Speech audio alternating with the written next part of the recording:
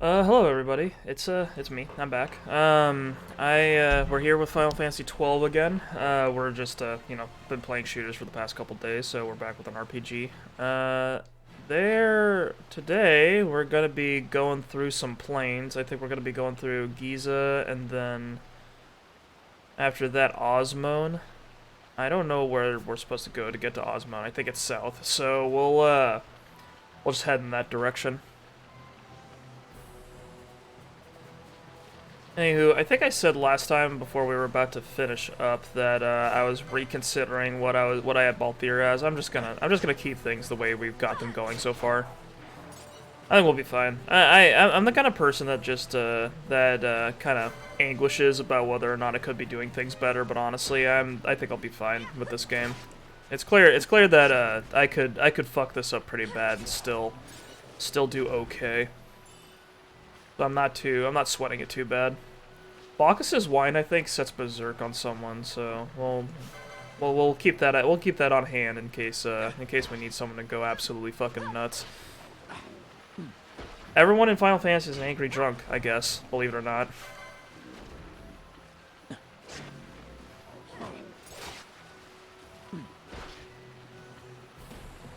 Good, we've got Fran using a bow and Ash using a sword again. Everything's right. Everything's correct. This all feels proper. I got what's north here. Let's just explore a bit, because last we were in Giza, it was significantly drier and less interesting.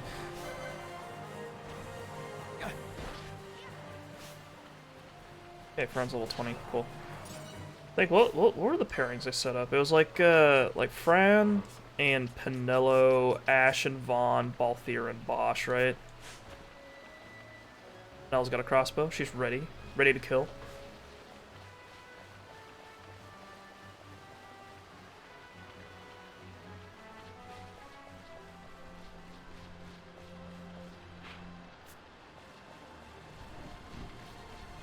Elementals start wandering around.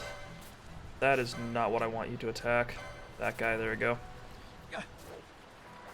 Harry!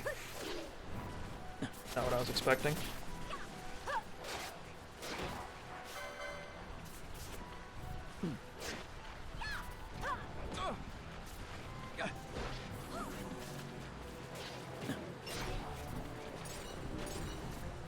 The thing about Final Fantasy XII that's interesting is that all you really need in order to make your characters tanky is just to give them a class that has the HP boosts.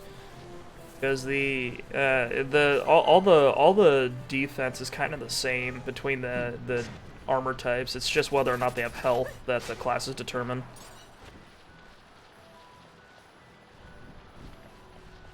I wonder how much grinding it would have taken in the old Final Fantasy just to get all of your characters, all of the licenses, just to make them able to do everything. That probably would have taken forever, is my guess.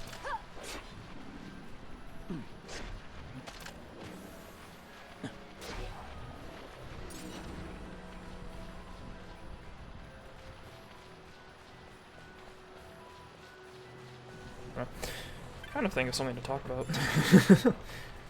Yeah, this is just how it is today. We're just gonna have just a quiet little time, just admiring Final Fantasy XII. And a lot of stuff's been happening recently, games-wise. Like a bunch of news has been popping out. I'm not really in the position to talk about it, so I'm not sure why I'm mentioning it. But there is stuff that is happening currently, and there's just been a lot of news, a lot of people dying, a lot of, not just in video games, but like a lot of people dying, like lawsuits happening, fucking things happening and people getting supposedly underpaid, just all sorts of shit. Sometimes you'll have like, it's funny how sometimes that happens, like you'll have like just like a little bit of quiet and then suddenly a bunch of news that kind of pertains to you just all happens at the same time. Now I'm gonna need you to hit this thing. It's like bigger than a building. just please shoot it. There you go. All right, replace Ash with Vaughn. We need to get Ash and Vaughn some. Well, Vaughn's got health. We need to get Ash some. some health boosts.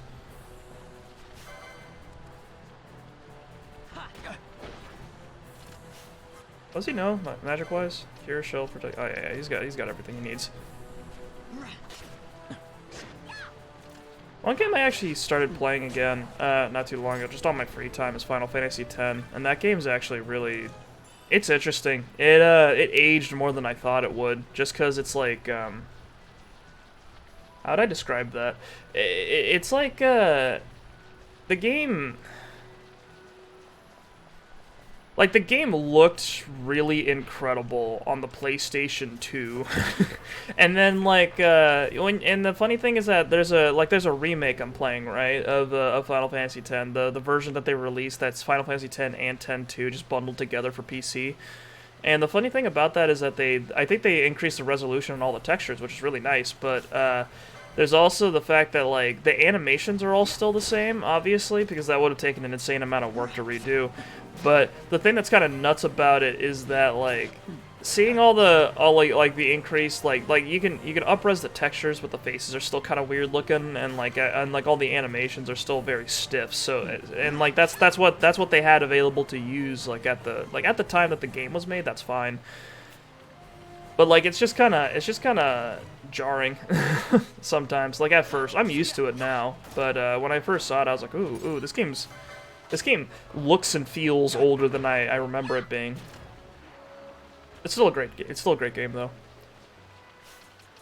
I'll give Vaughn like a healing move since he's a healer now.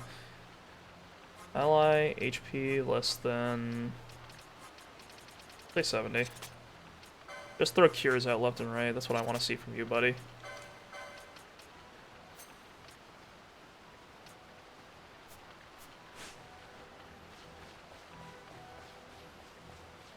You're a support character now, Vaughn. I hope you appreciate it. God damn.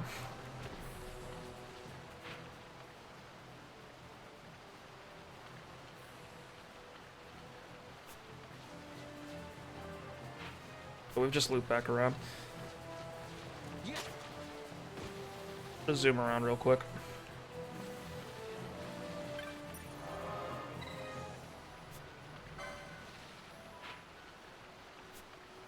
Let's go back to our original plan of going south. Let's actually try to get to the objective now. I'm having like a really interesting morning. I fast on Saturdays. Like I don't eat lunch or dinner, so like I just ate a ton of food, which probably isn't what you're supposed to do, but like I like one thing that happens whenever I'm fasting is that it's like whenever I'm fasting is that it's like the main thing I think about when I'm getting to like the end of the fasting period is that I'm just sitting there going like, man, I can't wait till I get to eat again.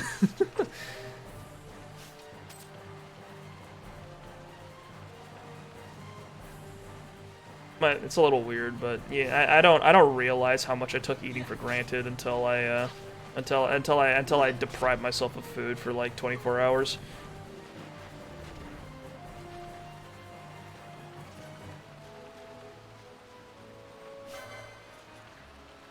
And once I do get a chance to eat, I'm like every food I thought about like in my head like while I like before I went to bed is just like suddenly at the forefront of my mind, and I just kind of eat a very large meal, and then I skip lunch. It's weird. I don't think I have like a normal eating schedule, but it works for me.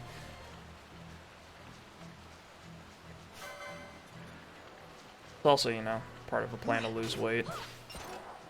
Bit on the larger side, so that's my plan was to fast once a week to see if I can, and like exercise to see if I could help myself along on that front. I'm not sure how effective it is, but I seem to be losing weight, so I'm doing something right.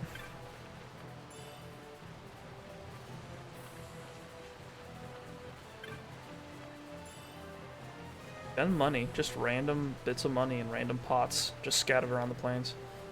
I guess maybe the idea is that like the villagers when they were leaving maybe just dropped some stuff, but I don't know. Actually, the chests were there before, so nothing really changed on that front.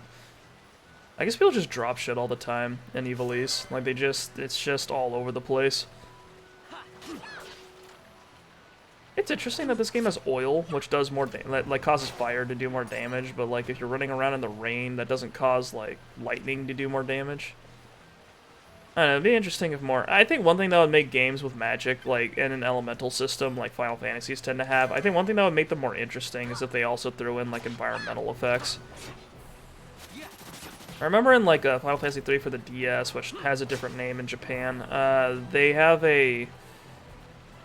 What was it? They have a like they had a class called like the I don't remember what they were called, but they have it was this one class that basically had a special move that let them basically cause some sort of magical effect that had some amount of damage attached to it, and that was entirely based off of the environment that the battle arena you were in was, and I thought that was super fucking cool as a kid. Because I was like, oh yeah, you have to use the environment to your advantage. It's like, I'm surrounded by rocks, so I'm using rock magic. That sort of thing. And I thought that was super... I thought that was really cool, and I wanted to see something more like that in games. Final Fantasy X, too, like, also has, like, a thing like that. Not quite environmental, but there's, like, conditional commands that you can use that make some of the fights different. Like, fairly early in the game, when you get to Luca, you can... There's a big fight you have with a big machine. And when you fight that, when you fight that thing, there's like a crane next to one of the characters that lets you, and like if you zap it a few times with thunder, you can have Titus go over and like finagle with it, and then that rips off a chunk of the boss's machinery, and which is kind of necessary in order to do like a ton of damage to it and like prevent it from shooting balls at you. Which is, you know, its main method of attack. So that the fact that there's something in the arena that, like, modifies the game a bit, that modifies the combat a bit and makes you think about something else is really neat. And I feel like that's, like, the essence of, like, turn-based RPG mechanics, that they always go, like, oh, right, we've got a thing to pick up over here. But, it's, like, it's part of what makes bosses stick out in games like those. Persona had the right idea, too. Like, every boss in Persona 5 has, like, a puzzle-esque gimmick to it. Anyway, I knew it. I had a feeling about you. Well, let's get on with it then. What do you say? I'm sure you know that we live here only during the dry, and we leave the village come the rains. There are, however, circumstances preventing us from leaving now. I keep telling you, I didn't know the hairpin was made out of tortoiseshell. And I don't remember you complaining when we gave it to you. Oh, it's beautiful. Fight! If I hadn't sent you to Rabanastra to sell our sunstones, we wouldn't be in this trouble in the first place.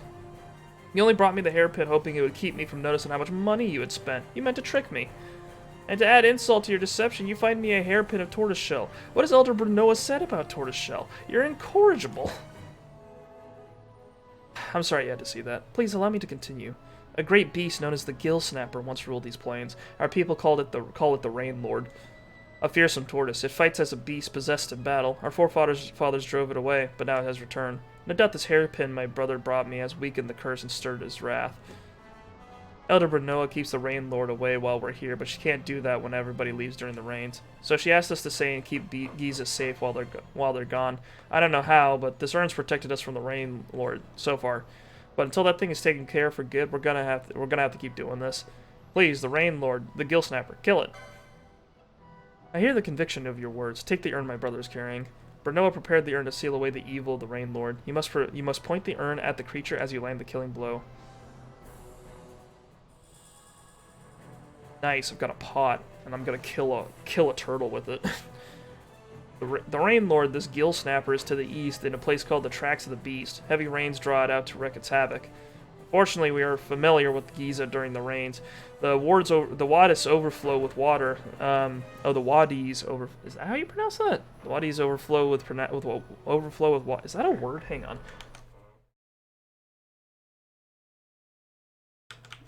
Wadi. In certain Arabic-speaking countries, a valley, ravine, or channel that is dry except in the rainy season. Wadi. Wadi. Okay. Neat. The wadis overflow with water, paths wash away. I don't know how to reach it. Still, there must be some way. Please search for Giza and put an end to our curse.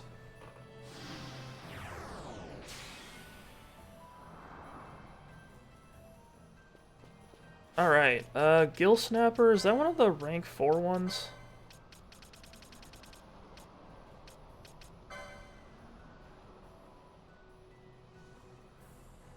It's rank 3. This one might kick my ass, because my party's kind of in a weird spot right now, especially. But, we'll give it a shot, see where it goes.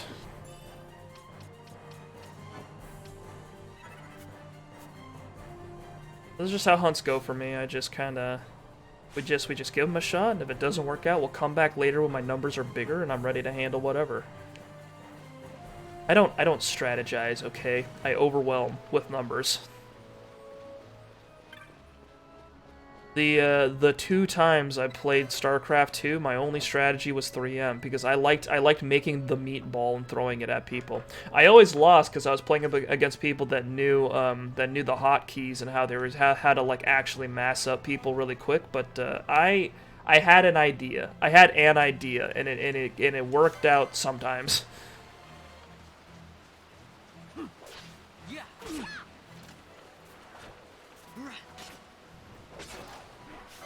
I always love that. That's the only strategy I know about in StarCraft, and I kind of love it because it's like, oh yeah, what's the good strategy to use with the humans in this like sci-fi universe? Because like the Protoss, they have all these like special super powerful units, and the Zerg can like overwhelm with all sorts of like just an insane amount of bugs and like like the Zergling swarm or whatever, or like a Baneling rush or whatever. But like the Terrans, what do? You just get a bunch of men and medevacs, and then you just make a giant meatball of dudes, and then you just kind of roll it into the enemy base, and they just shoot everything. It's great.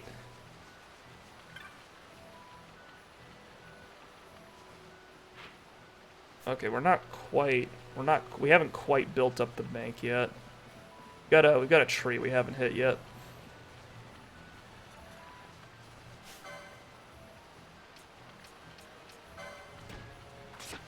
Very careful not to hit the fish. I don't want to antagonize anything quite yet.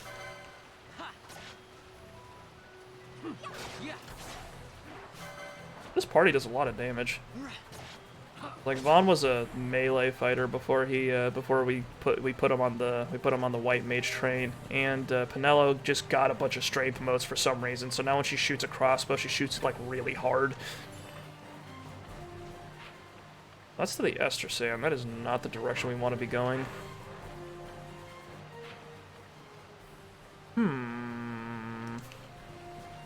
So presumably, if logic is to be had, there's a tree somewhere, like along this part of the river, I guess, on the eastern side of the map. Every RPG enemy is antagonized by people walking in the general vicinity. Good luck with that. Hey, listen, the fish has a green health bar. That means it's cool unless I get a little spicy with him, okay? There's a mutual respect there. I don't mess with him, he doesn't mess with me. Ouch. Not like these dumbass dogs, that's for sure. Respect the fish, respect the fish. Except for only the nice fish, though. Some of the fishes I've seen in this game, mildly asshole-ish.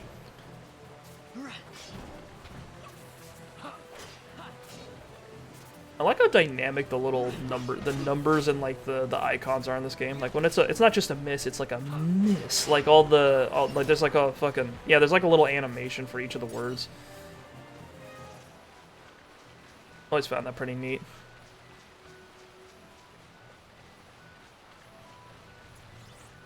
I think this is it. Ooh. Incredible. I like how none of our characters can swim. I guess that's what happens when you live in a desert. But like, come on, you're like right next to a plain that you're right next to a plain with rivers that overflood like on the regular. I feel like it's rational to expect to know how to swim. I feel like the only Final Fantasy where characters actually swim would probably be Final Fantasy X, and that's because swimming is like a really, really big part of oh god, It's like a really big part of swimming's a really big part of Final Fantasy X because like most of it takes place in the water. Okay, Pinello, I'm gonna need you to help us with this thing. What is it weak to? Blizzard. Ouch. Okay, Pinello's dead. We're just gonna we're just gonna leave. I've antagonized the lightning bolt. I do not want to mess with it. Hang on. We need to get back. Get back to that save crystal. I cannot line up with the bridge. There we go. Hello, my friend. Hey, Hey, Casimir. Been a minute. Put the lightning to sleep. I don't think that's gonna do it, man.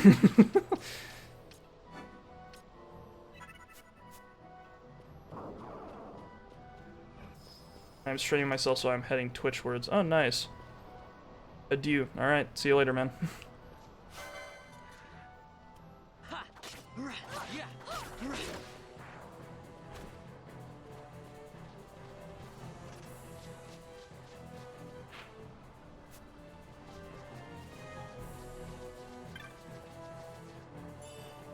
There's 62 guilds. Does this bridge exist yet? Have I hit it with enough driftwood? We need one more. Okay. Okay. Back north.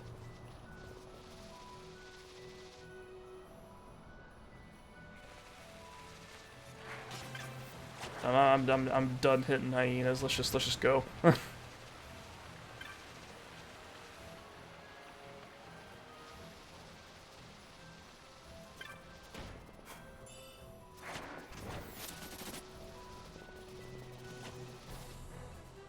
I accidentally ended up back in Rabanastra. Mistake. How many more withered trees could there possibly be around here? Come on.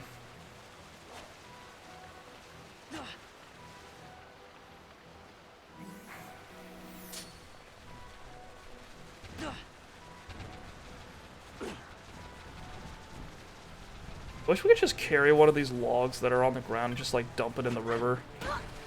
Absolutely fuck the river up with driftwood so that it's not a problem anymore.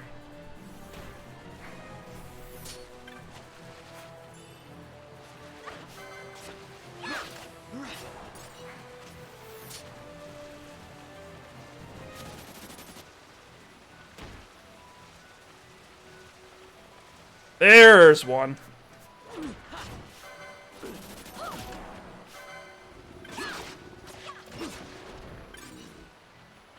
Smack that shit.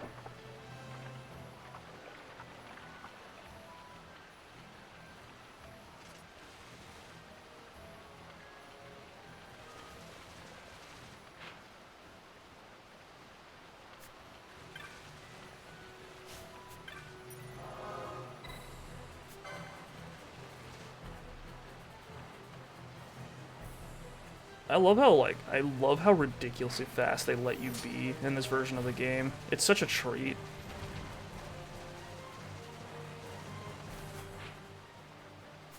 I understand why this isn't more common in RPGs, but I feel like it should be.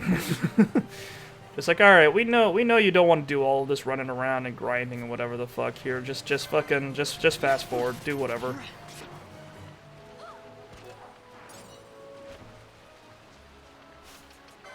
Our license is doing swiftness, useful.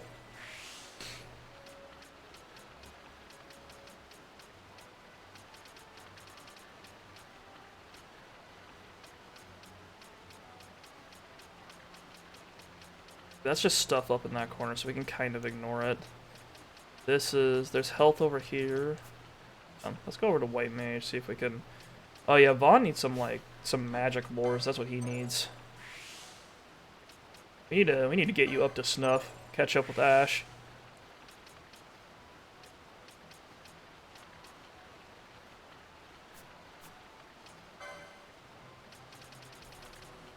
Just Phoenix lore. There's a lot of health we gave Balthier.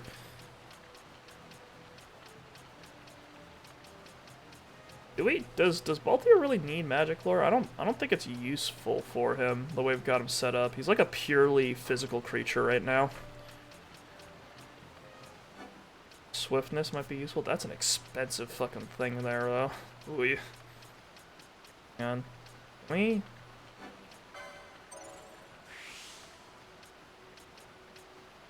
Not gonna lie, he's getting magic lore. I'm not sure why.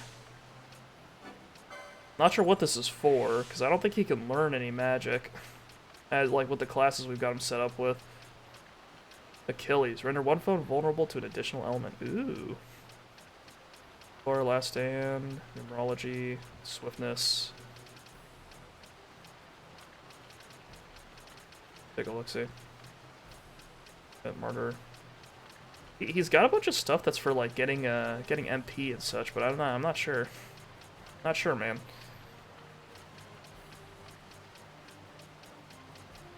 Ain't both ears as powerful as we're gonna get him. Like, I don't think we've got any more, like, basic, like, stat increasing stuff. At least on the machinist side. We've got adrenaline. Black magic. Oh, we could teach him a bit of black magic. That might be interesting. Well, that'd only be useful for, like, a little bit.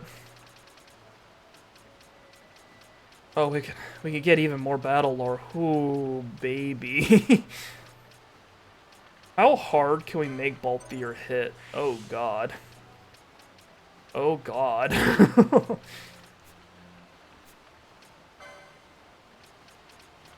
What else we got here? Osmone, Remedy lore, Phoenix lore, Spellbound, Battle lore, Potion lore. Apologize if this is a little lame, but like I feel like I just like admiring what we've got. Get an idea of where my characters are going to be headed.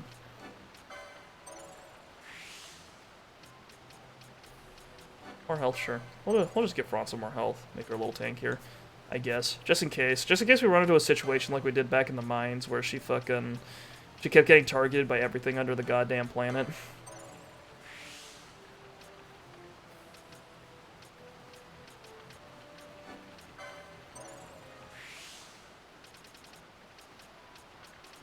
Nice.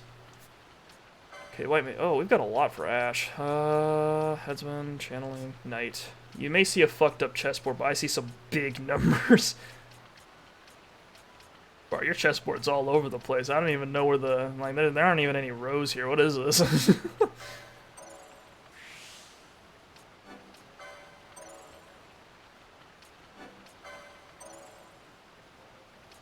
God, do I love me some numbers. If the number's going up, I get more excited. That's just how it is. That's how life is, you know? That's all I'm about. And if you're living the right way, your numbers are always going up. Oh, that's potion lore. Ew. Got more battle lore in like this direction. Okay, yeah, that's where all the swords and the battle lore is. That's noted, understood. Okay, shields, Headsman wouldn't hurt, I guess. Kill for magic power. That sounds like fun. That sounds like the way I like to live. Or scientists still can't answer why big numbers are just inherently more exciting. I associate them with power. It's psychological. Bam, I answered your question.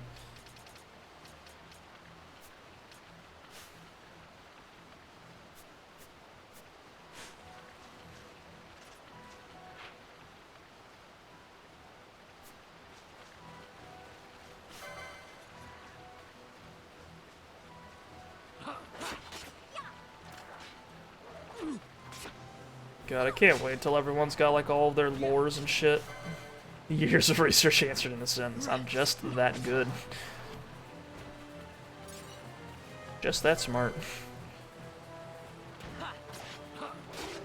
Well, you know, over time on this channel, we'll just unravel all the mysteries of the universe, like, while I'm in the middle of getting my ass beat in video games. It's a meditative experience, and it helps me reach into the deep recesses of my mind for the wisdom that I know lies within.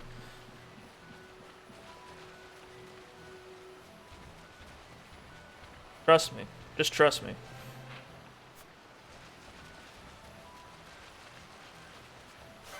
These toads need to stop jumping at me from the bushes.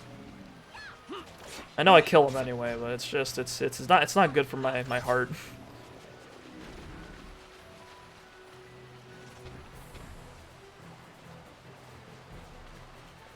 I don't know why, but I always liked it in games where like really small weapons kind of double as. I think that's Osmone playing over there. I want to see what that driftwood got for us back. Where is it? Back east over here.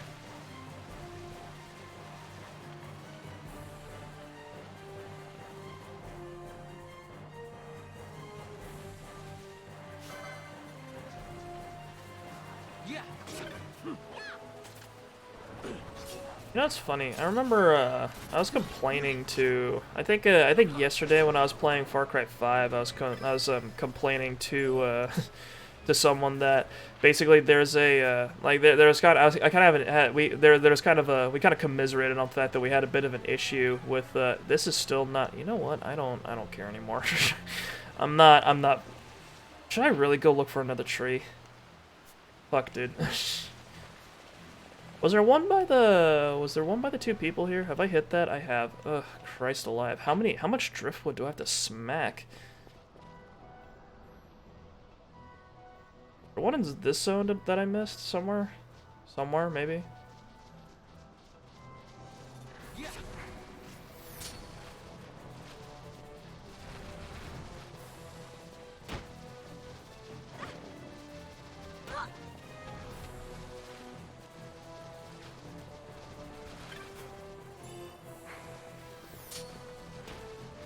No, that's a dead end. Hang on. There's gotta be a tree somewhere, come on. It's raining. There's gotta be trees. That's a different area. Oh god. Oopsie daisy.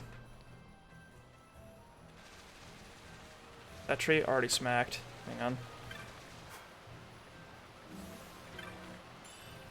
I'm not gonna look this up. I have too much pride at this moment to look things up. Ignore the fact that I looked things up before during this playthrough.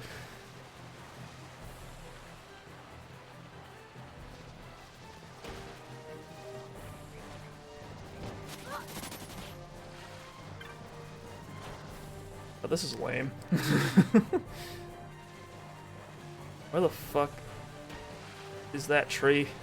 I don't understand, dude.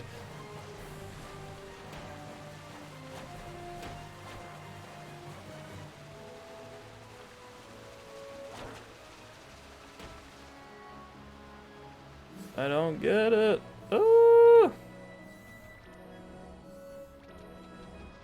Thank you, Vaughn.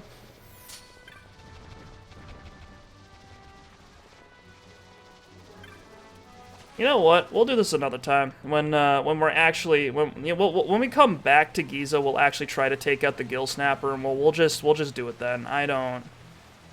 Oh fuck! Is it still gonna be raining then? Because I know it varies between like wet and dry, like as you go through the game. So we might not have a chance later. All right, fuck it. All right, I admit defeat. Where are these goddamn trees?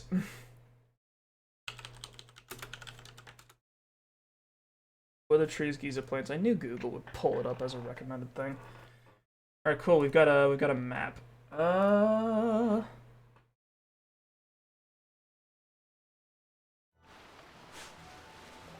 There's one. Okay, we got that one. We got that one.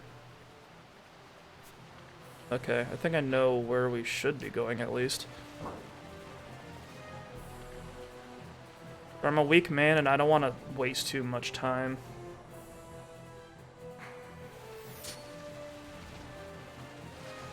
I'm also quite blind, so I don't want to make this more agonizing than it needs to be.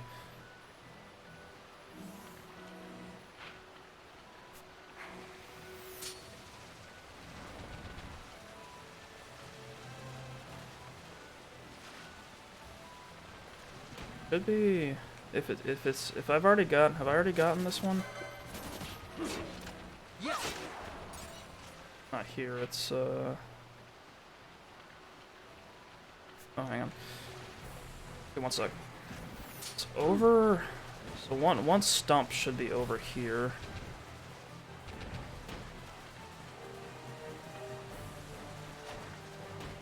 Okay, yeah, I got this one. All right, cool. Noted. There's another one by where the village used to be, which I think I got. Not sure though.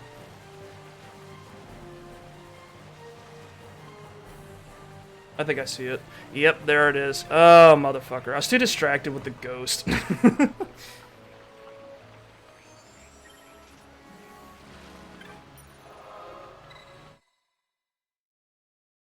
I speak for the trees. The trees say you'll never find me unless you answer my riddles 3. Fuck off, I've got the internet.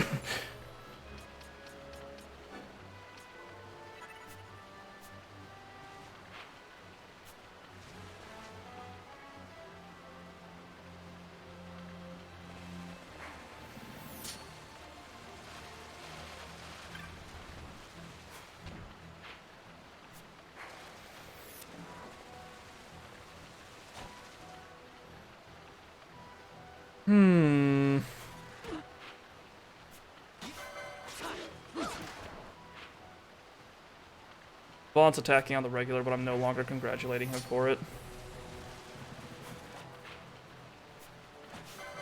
Riddles are as follows. What the shit? What the fuck? Where's this fucking tree?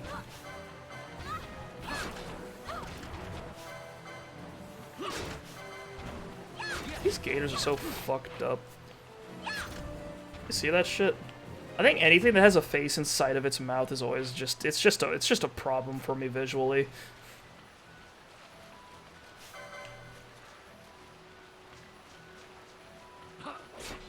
There's a like the spider in Hunt Showdown has like a screaming human face inside of its like spider jaws, which just was the first time I saw that I was like, nope, don't like that.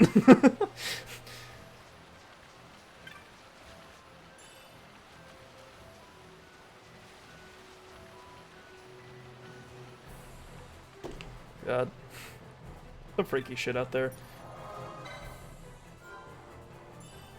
I always find it funny whenever you play like a horror game and then you look at the monster and you're like, I wonder what inspired this person to do this. And sometimes it's something like really deep. It's like, oh yeah, I looked at this horrible disease that like, yes, creature design of the most horrid caliber, yeah. No, but it's like, I always find it's like, oh yeah, I'm like scared of this, or like I wanted to highlight this aspect of like this character, like, you know, like point at this real thing that happened or this real world, like there's something in the real world that you want to show is like frightening, like it's like a metaphor or something, right? And then sometimes you'll get something like, oh yeah, I just had a thought and it was really fucking freaky, so I decided to go for it. Like, I'm pretty sure there's a Junji Ito story which is literally just like, I think the whole idea is just like, man, wouldn't it be fucked up if sharks had legs? And then it's just a whole story where people are getting fucking annihilated by sharks with legs. I think that was Junji Ito. Or it might have been someone else, I'm not sure.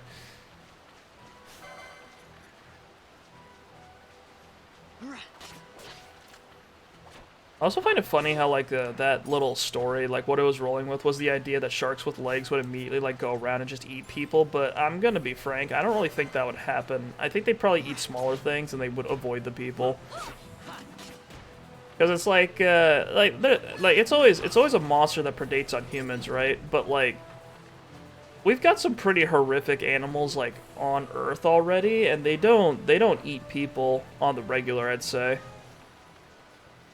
There we go, now we can cross over. Like, bears are violent. Told you I'd be here to help you, didn't I? This gill snapper will be easy prey with bonsai at your side. Clan Centurio's finest. Only one problem, I haven't seen our mark anywhere. I remember hearing something about it liking certain kinds of weather or some such. Sharks with legs would absolutely not be any problem any more than bears. Yeah, for real. Especially since they can't fucking breathe. The silicon tortoise. Wait, what level is that thing? 36. Hey, Bonsai, I'm gonna come back, like, later. I'm gonna come back when my numbers are good enough. But I'll see you later.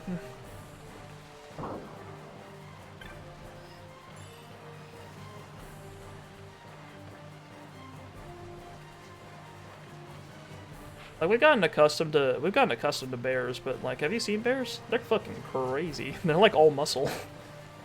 They can, I think I read once that a bear can, like, break a deer's spine with, like, one smack of, like, its paws if it aims right, and I read that, and I was like, okay, yeah, bears, a problem. Don't fuck with bears. I feel like, I feel like Hunt Showdown actually kind of exhibits it really well, just how human, like, dangerous humans are compared to, like, monsters and animals and things like that, because it's like, look at, what is it? It's like you look at,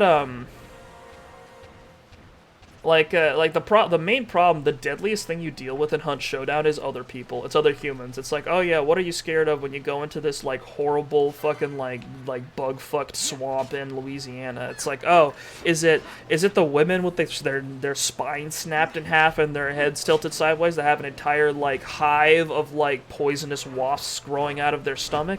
Is it the mutated, like, headless men that run around with, like, armies of leeches following them around that can cut you open and then, like, end you on the spot, and they're, like, extremely bullet resistant? Is it like the big fucking fungal monstrosities that are, like, partially bulletproof, that are, like, wandering, that that can run faster than you if they're alerted? No, of course not. Are you fucking nuts? It's the humans. They have guns.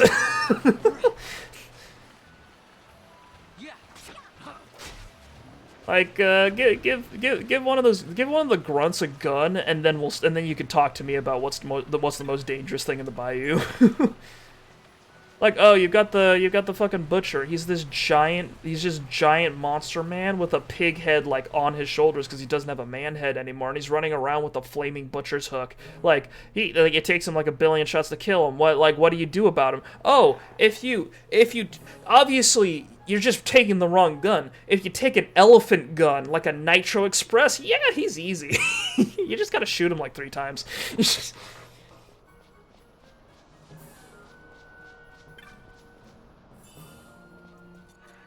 Yeah, this thing's horrible, but, like, have you tried shooting it with a bigger gun? Not what I wanted to hit, but whatever.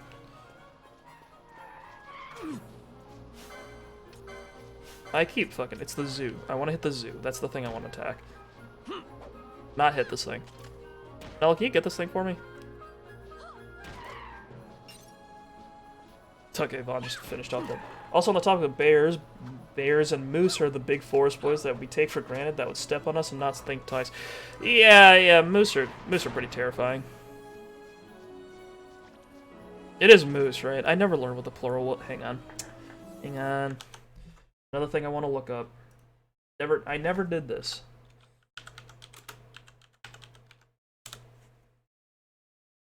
The only correct plural moose is moose. Yeah, I thought so. What's like a large amount of moose?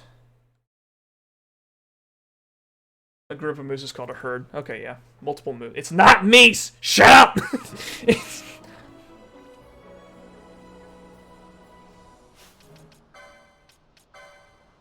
But the moose.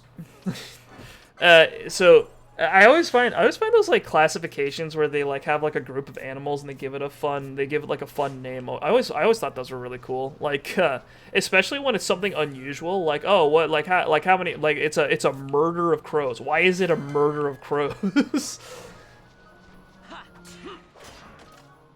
I didn't know groups of crows were, like, just aligned with the killing of people.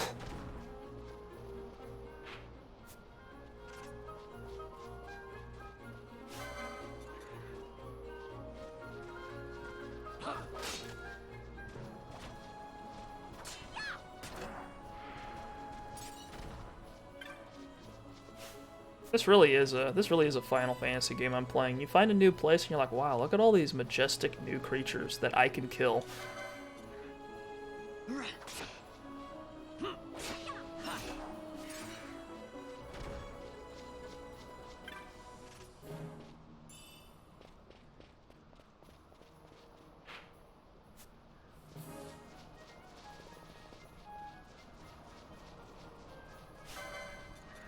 Just explore around a bit, I guess. This donut viper I can slay. Yeah, he's got a basketball hoop. Do you think if you, like, get a ball and then you dunk it through his head, he just dies instantaneously? Just, like, there's, like, confetti, you hear someone cheering in the distance, and the Viper just explodes. I'd be down for that. That's gameplay I want to see. Dunked on. Get dunked on. Oh, nice, we got scalies. Sorry, the mammals are moving in. Your kind aren't welcome here anymore. Wow, he did not like what I just said. He attacked me 3 fucking times.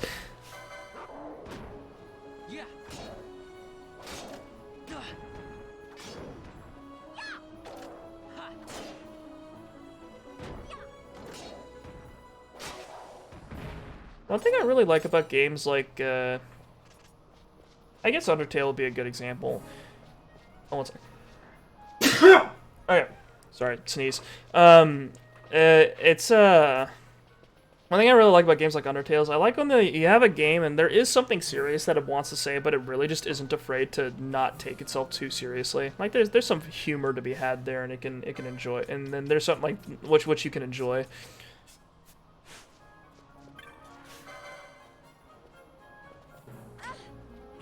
Oh. I think I'm one of those people that does like those dad sneezes where like I sneeze and it feels like I knocked like some brain cells loose for a second. Where I'm just like, oh god, who am I?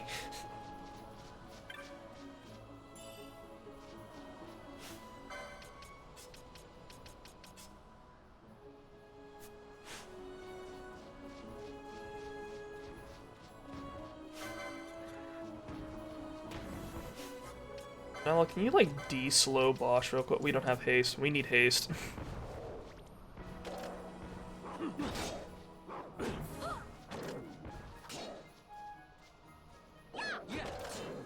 He'll attack one of these days. God, that action bar is agonizing to look at. Holy cow. You see that? Oh, he's gonna attack. Oh, he's gonna do it. Oh, he's gonna... Oh, there he goes. Gotta recall the current president every time you sneeze to check. I just sneeze. It's like, oh god, is it Hoover? Okay, we're good.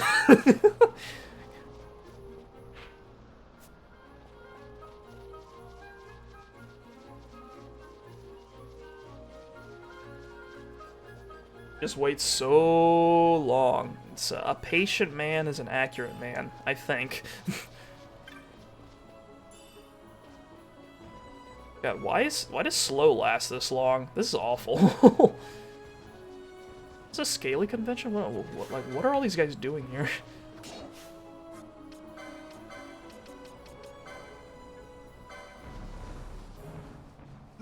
They're all around. Oh yeah. Oh, Penella does big damage. Hang on, let's see that again. Let's see that again. One more time, one more time. Oh, they know what's up. Oh my god. Okay, everything's attacking me at the same time. I see how it is. They've caught on to my shenanigans.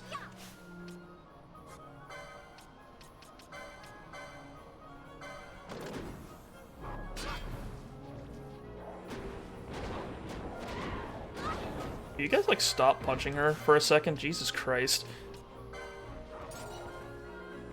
I can't believe nature would conspire against me like that. The birds and the scalies are all working together. Thought you could handle me. Got swords, what do you have? You have nothing. Bosch has finally, like, woken up from his stupor. He's just regular slow now, not extra slow.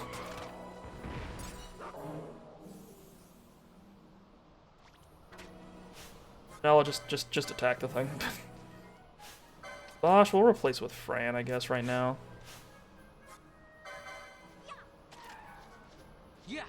This is lame. Vaughn, why can't you just, like, you know, get on your tippy toes to, like, cut the bird or something? Come on.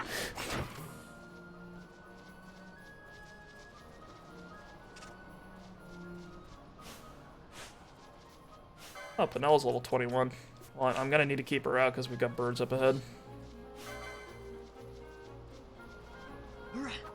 Yeah, that's no good. Alright, you guys can take care of that. Echo herbs, neat.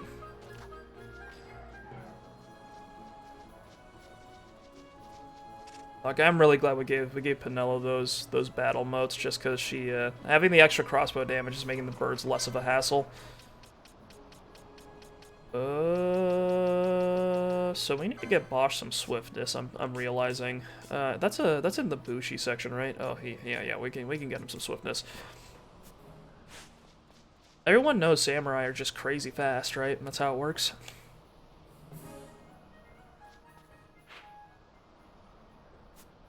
God, Osmone's big. Fuck.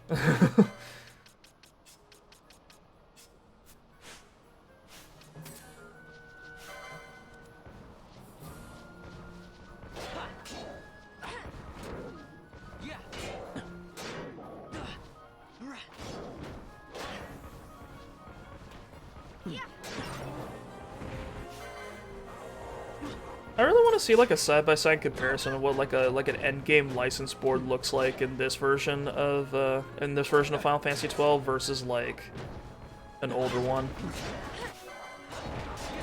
I just want to expedite this a bit because it's just a fucking slugfest.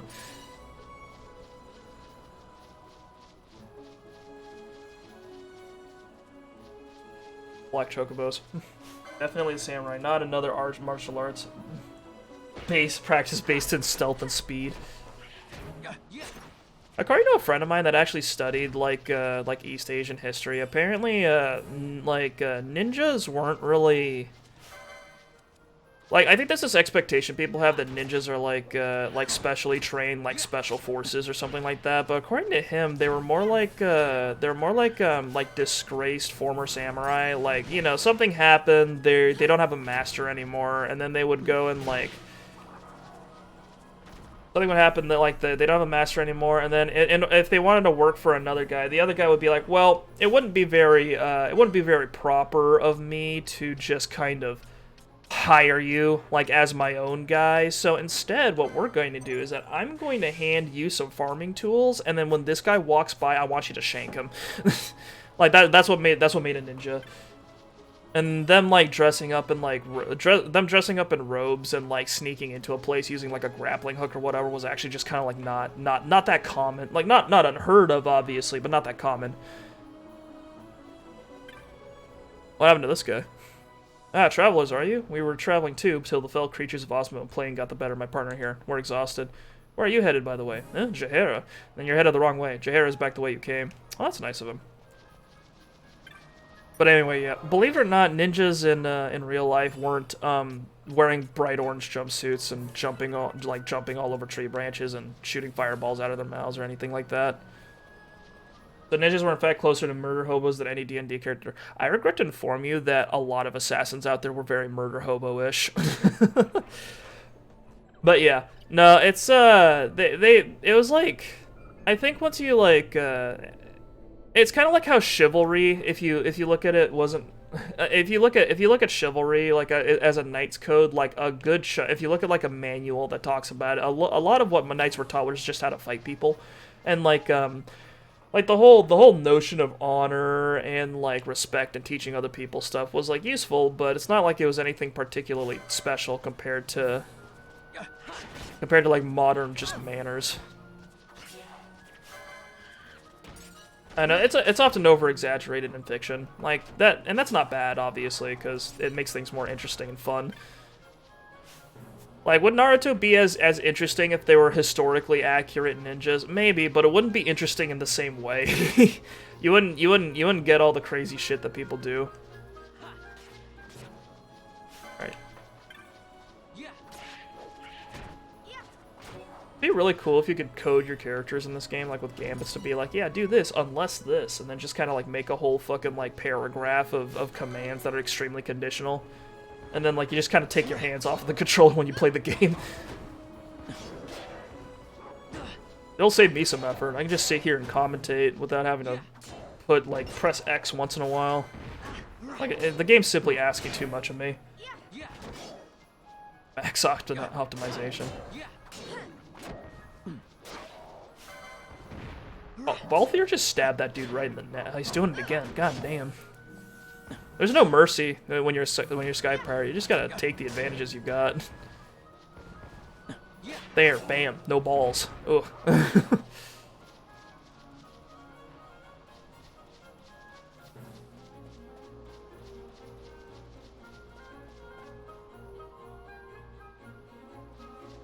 I don't know how I had the patience to grind as much as I did when I played Final Fantasy games as like a kid.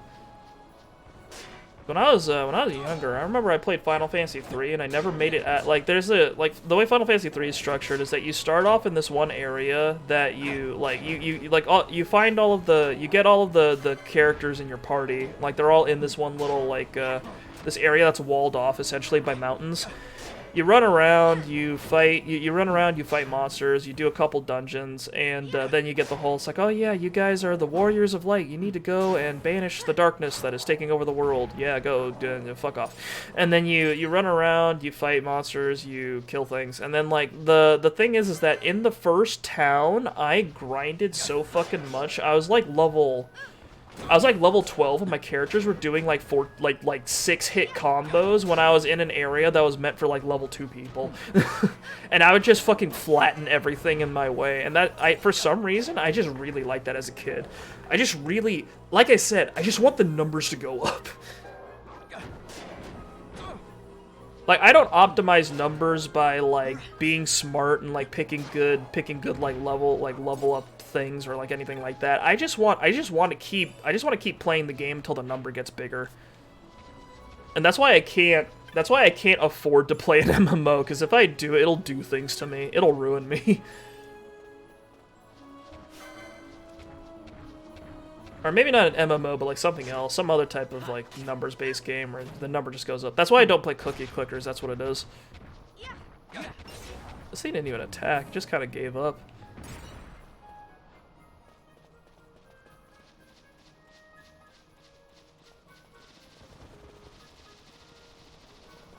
Back to the past there. Oy, oy, oy. Synergy? Maximum efficiency? Sorry, I just punch harder than you. My numbers are simply telling me that I'm better. That's just it. And that's why I win.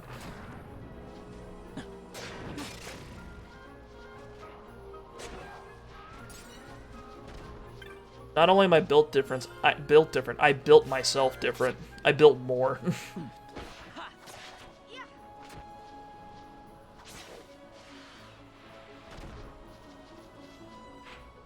That's one thing that drives me insane about League of Legends. It's like you actually have to like know the game mechanics and like figure out. It's like, oh yeah, is it?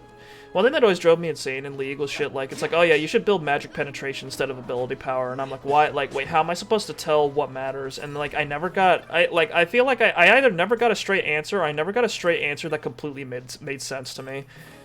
Because it's just like you have to look at the numbers for each character and be like, okay, how does the AP like how does their AP scaling like change depending on like other characters, and like how does this work, how does that work, like what's optimal for this and that. Like it's very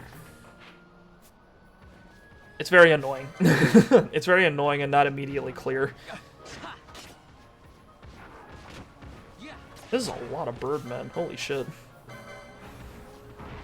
If furries are like people who like pretend to be mammalian characters and scalies are like the more reptilian ones, what about birds? What about avian people? What do you call them? You can't call them, I don't think featheries works, because that's kind of that's a bit like it's got too many syllables. Birdies? No. No. Birdie's a character in Street Fighter, and also like a term that they use for golf. I'm not sure if that would fly. Flappies? Oh, Jesus Christ. Flappies. That's not right. that's not, I don't like that. I don't like that. It might be perfect because I don't like it.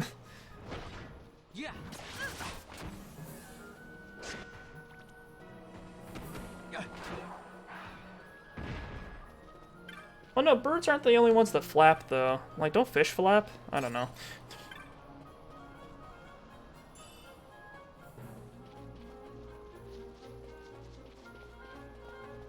I guess... That's when you know you've hit on cursed truths. Yeah, because you don't like it. That might indicate that it's right. It makes me uncomfortable when I hear it, so it might be perfect.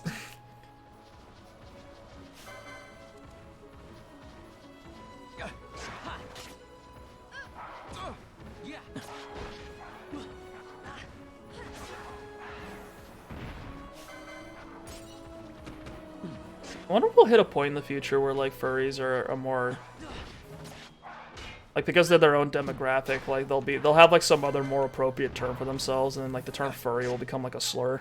That'd be kind of wild. I hate it.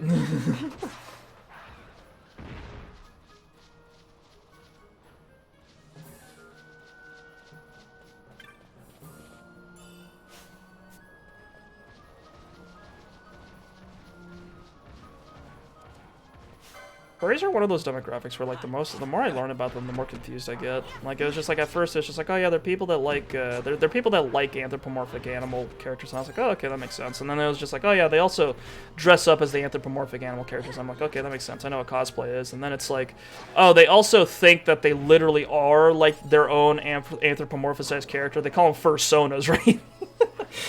It's like, yeah, they think they're their own anthropomorphized animal character, and then they pretend, the reason they dress up is because they want to pretend to be that, because they think that that's their, like, real form instead of, like, their human form. And I was like, okay, we're getting into weird territory. I don't really understand. And then it was just like, and then it was like other, and then like outside of like what they are is like other like tangential facts about them. It's like, oh yeah, like I heard a lot of them are in like IT, which is why they can afford to like go to all those conventions and like get like those fursuits. And I was like, okay, I don't see the correlation, but okay. Like, it's just a weird group of people. And then I saw the fucking internet historian thing for like Rainforest, and I'm like, okay, this is just a whole world of things that I'm just like, these people could do their own thing. I don't understand. And they're like an enthusiast group that I don't 100% understand. Like people who like paint figurines for Warhammer. I don't. Like, obviously not directly comparable, but, like, it's just a whole world of something that I'm not near, and I don't need to get involved with.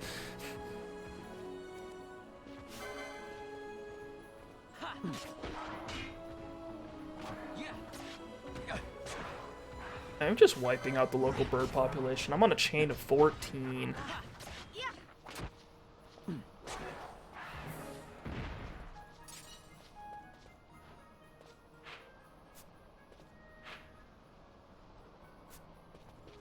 I'm just trying to map out this whole area, to be totally honest. Like, we'll find Shahada, or whatever, however you're supposed to pronounce that. We'll find it sometime. I don't know how this thing's parrying. It's just deflecting. It's just using its abs to deflect Vaughn's dagger or whatever, I guess. Why's everything so large in RPGs, I swear?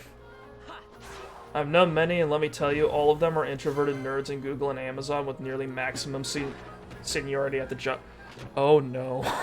Well, maybe not oh no, because it's not like there's anything wrong with furries or anything like that, but it's like, that's just surprising.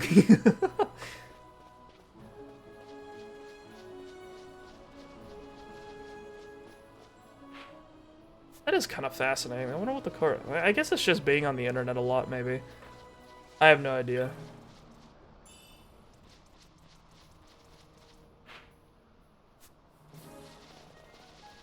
Oh god.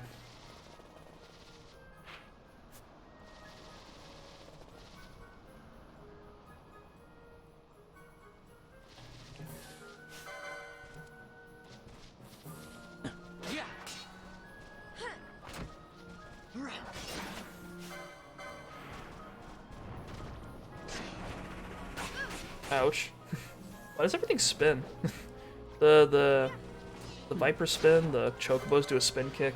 I think it's like internet and the fact that to do IT you need to have next to no social life outside of internet. So if you're like terminally online anyway, that's like, you kind of have some of the characteristics that fit the job. I got it.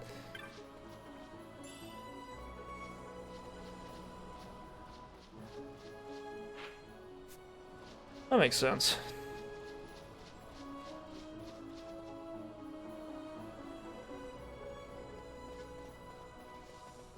I guess that also explains why some of them are a little bit more out there in terms of what they like.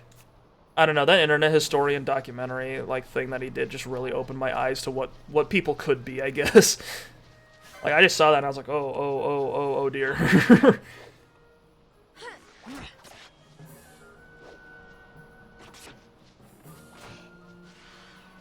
But I'm not gonna lie, I don't go out of my way to look at like really bizarre things out on the internet. I'm not that. I'm curious, but I'm not. I know I bail out when I feel like I'm starting to enter like weird territory. So sometimes when it gets dropped on me, I get really surprised.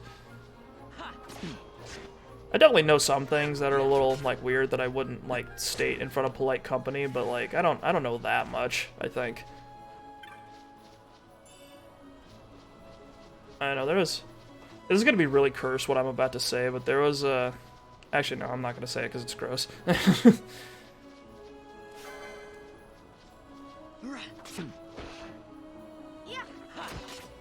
But I've just heard some weird shit.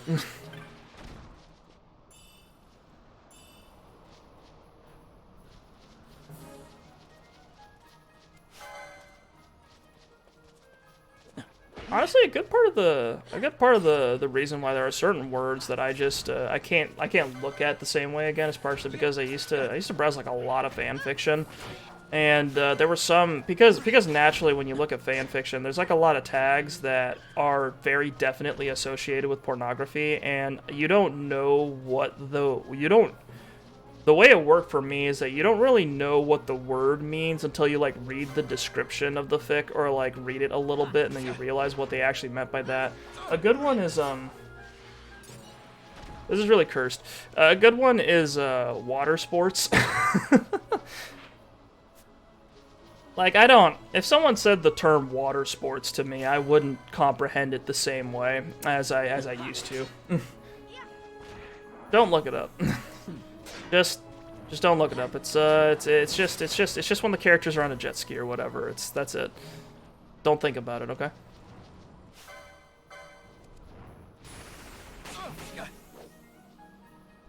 Oh, this thing's mad. This guy we're next to, he's from Jahara. That's why he's like listed as an ally. He's friendly. He's a cool dude. That's what he is.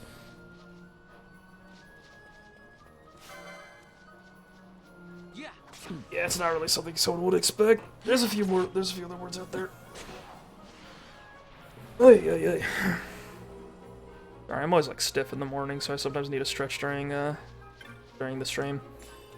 Just extend my back so that I crack all the structures in there. I don't know what's going on under this peel of mine, so it's something in there stretching and it feels good, so I do it regularly.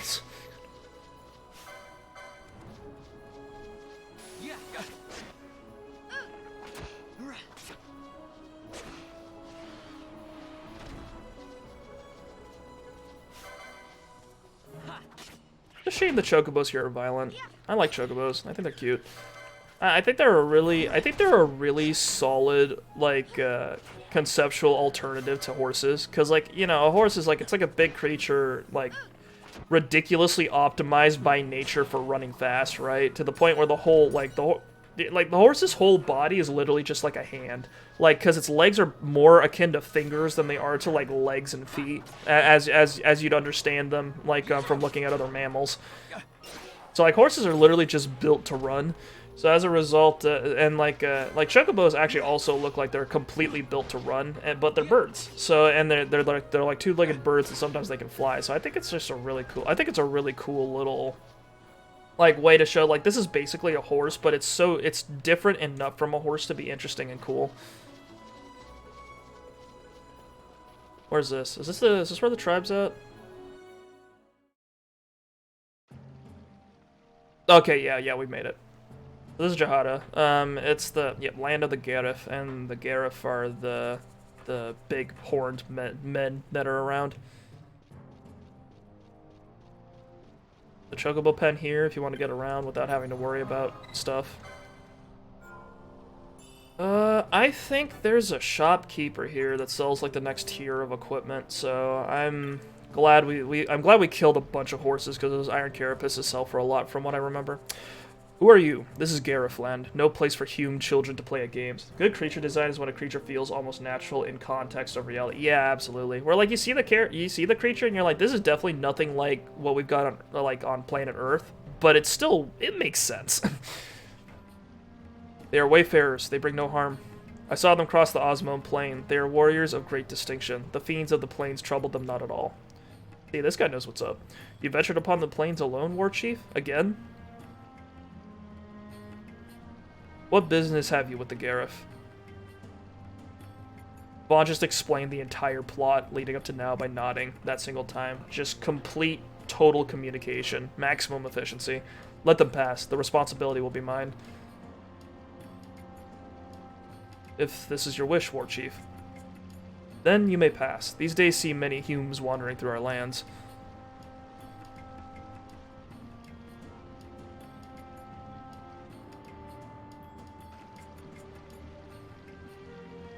Ah, I have not made introductions. I am Supinelu, war chief of this village. This man said the word of power. Power word, explain. We Gareth have been friends to all since long ago. However, lately the human world is in much turmoil. We must protect our village and our people. As war chief and protector of our village, I ask you, why have you come to this land? I see. So you too have come to ask about the Nethicite. You must speak with the elders. Though our masks may make it difficult for you to tell us apart, walk through the village and look with your eyes. Listen with your ears. I was planning to do it the other way around. I was gonna listen with my eyes and talk with my ears, but you know, I'll do what you say. What is this? Another human visitor to our land? This is most unusual. Have you too come to speak with our elder chieftains? Well, the other thing I think is funny, in Final Fantasy X, there's a little side game called Blitzball, which is basically fully underwater water polo. And what you can do, one thing that's funny about it is that you can recruit random people in the overworld to join, to like be scouted for like your team as Blitzball players. And one thing that's really funny about them is that like there's a dedicated button. So like when you're going around in the overworld, X on an Xbox controller, which is square on a PlayStation controller, like if you press that while you're like when you're in front of someone, that's you attempting to scout them for Blitzball. Most of them don't react, but like occasionally you'll get a character and they're like, oh yeah, maybe I'll play Blitzball with you. So like I'll just do that for every NPC. It's like, oh hey NPC, old man that just explained to me what these runes are. You want to play Blitzball? You don't look totally decrepit yet. Oh, hey, Summoner Girl in the robes. You want to play Blitzball?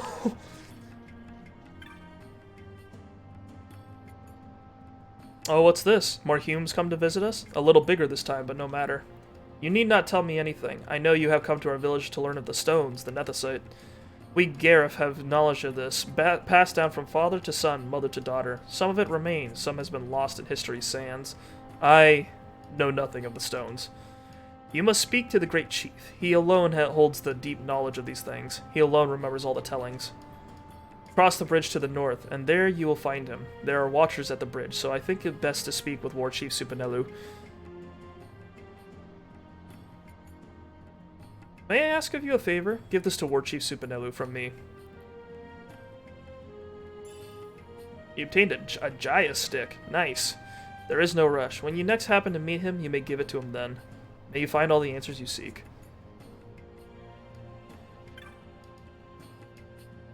Sitting here on the earth, one comes to see many things. The great flow of the world, even the flow of man's thoughts. I think we've got a guy here who's got a hunt for us. Who are we looking for? Defensive Osmone Plain. Low Chief Sugumu Balls. Needs to talk to us.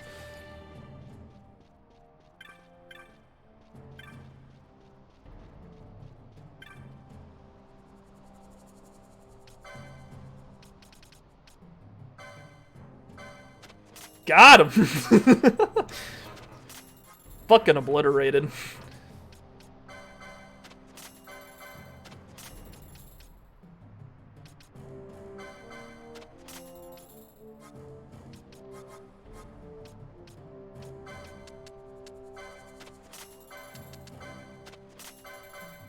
More bone fragments. I'm telling you, shit's expensive.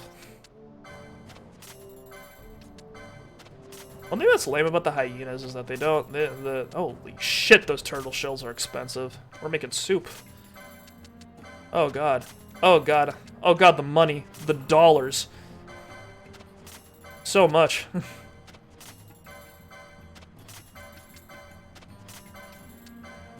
Why are chocobo feathers so expensive? Holy shit. Holy shit. Wait, did I get that from the rabbit? Interesting. They let you sell the Giza. I'm not doing that. Wooden pole, golden garb. An ornate breastplate, shield, and helm, seemingly wrought of pure gold. Oh, nice. Flame tongue. Oh, we've got a fire element sword and a katana. Actually, I wanna. Have you heard of the monographs? Merely bearing one of these on your person aids in the retrieval of objects from the foes you defeat. There are different monographs for different persuasions of adventure. As a merchant, I would love one, if only I knew where one might be found. Interesting. Can I... Bushi, can we get this man a katana? Magoruku, is that what it is? Which katana you have? Magoruku, okay. Then we'll give Flame Tongue to Ash.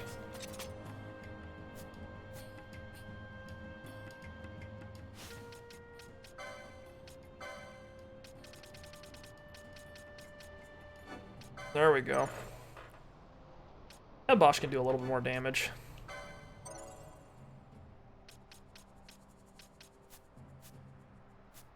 At least I assume he will. Lohengrin, Magaruku. Evade up to 21.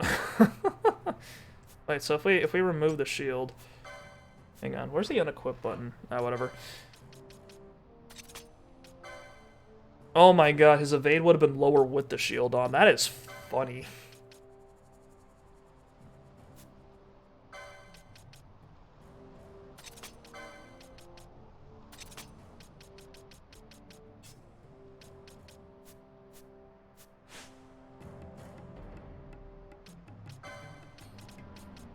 Slasher, Mangoosh, that is good for Vaughn. Jesus, this stuff, dude, equipment gets expensive fast in this game. Jesus Christ. Alright, I think we're good on the rest of our equipment. Green Beret, good on that. We should probably... yeah, put some magic armor on Fran. Did we give magic?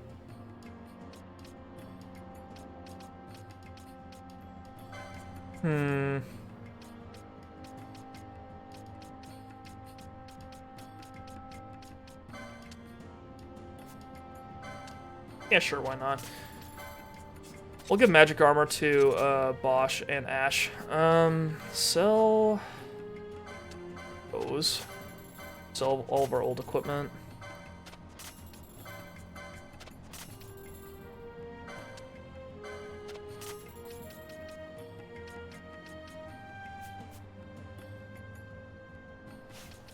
We will give Balthier. He's an Ulan. We'll give him the heavy armor for that. There we go. We'll equip him with the golden stuff because he's a garish motherfucker and I think he'd appreciate it. Did I sell the golden armor? Oh no wait, fucking Bosch is still wearing it. That's right. This is my favorite. I don't know if you guys are enjoying it, but this is my favorite part of the game, clearly.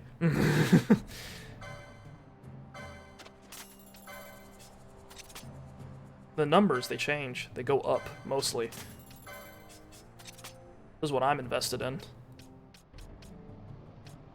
Did I equip Vaughn in robes too? That might be good.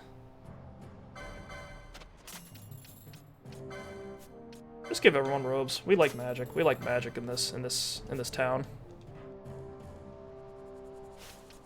Licenses, Vaughn, White Mage.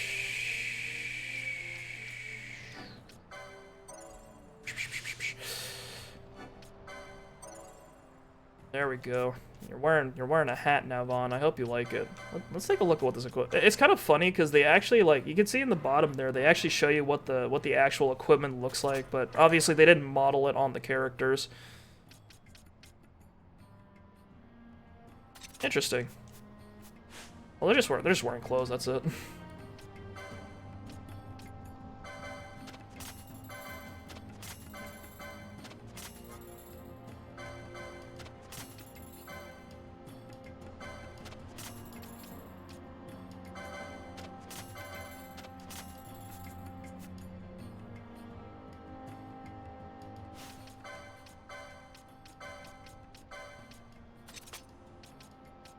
Okay, set on that. We need to give Pinello some magic armor too. Everyone's wearing magic armor. We're all magic. That's just how it is from here on out. I'm sorry. Black mage. They wear robes, right? Kalo, the feathered cap. There we go.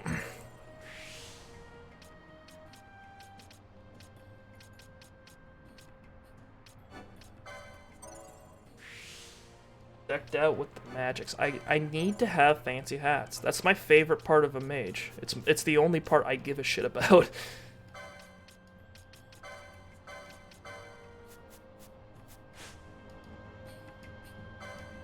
I hope this guy appreciates my business, because I'm just dumping money on him.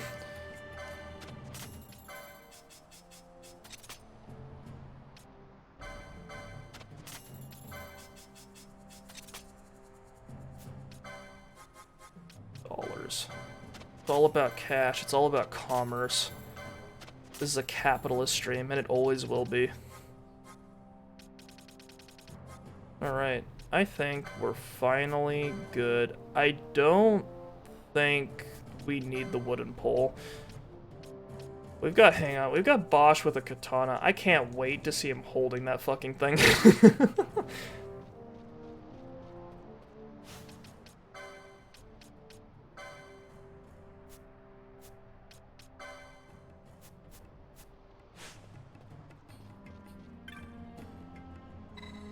Now what you carry, is it a Giza stick? There you go. The High Chief has given this to me. I shall receive it. I thank you for bringing it to me. Now, did you learn what you wished? No, do not tell me. It is written clear upon your face. So, even the High Chief could not help. Then you must meet with the Great Chief. I'll come back another time. The Garrett for it. I need a magic, money, massive numbers. Big fan of the M's. Just like StarCraft 2. Marines, Marauders, Medivacs, I'm all about magic, money, and massive numbers.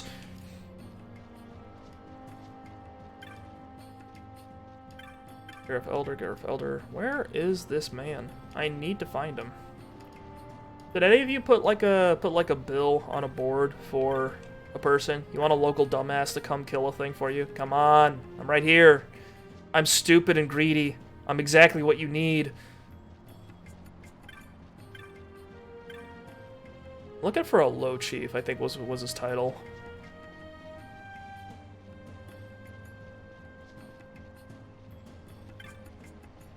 Hang on, maybe he's like just outside.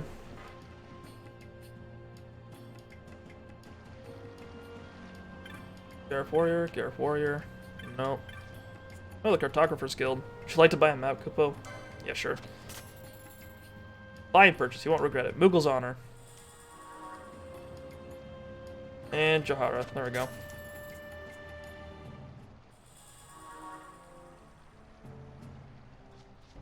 Alright, I guess we'll save real quick. I think when we go to see the chief, there's a cutscene, which is why they kind of give you the whole, hey, do you want to continue? And then you get to say yes or no. That's usually a dead giveaway in games like these, that there's about to be a cutscene that you're gonna have to sit through.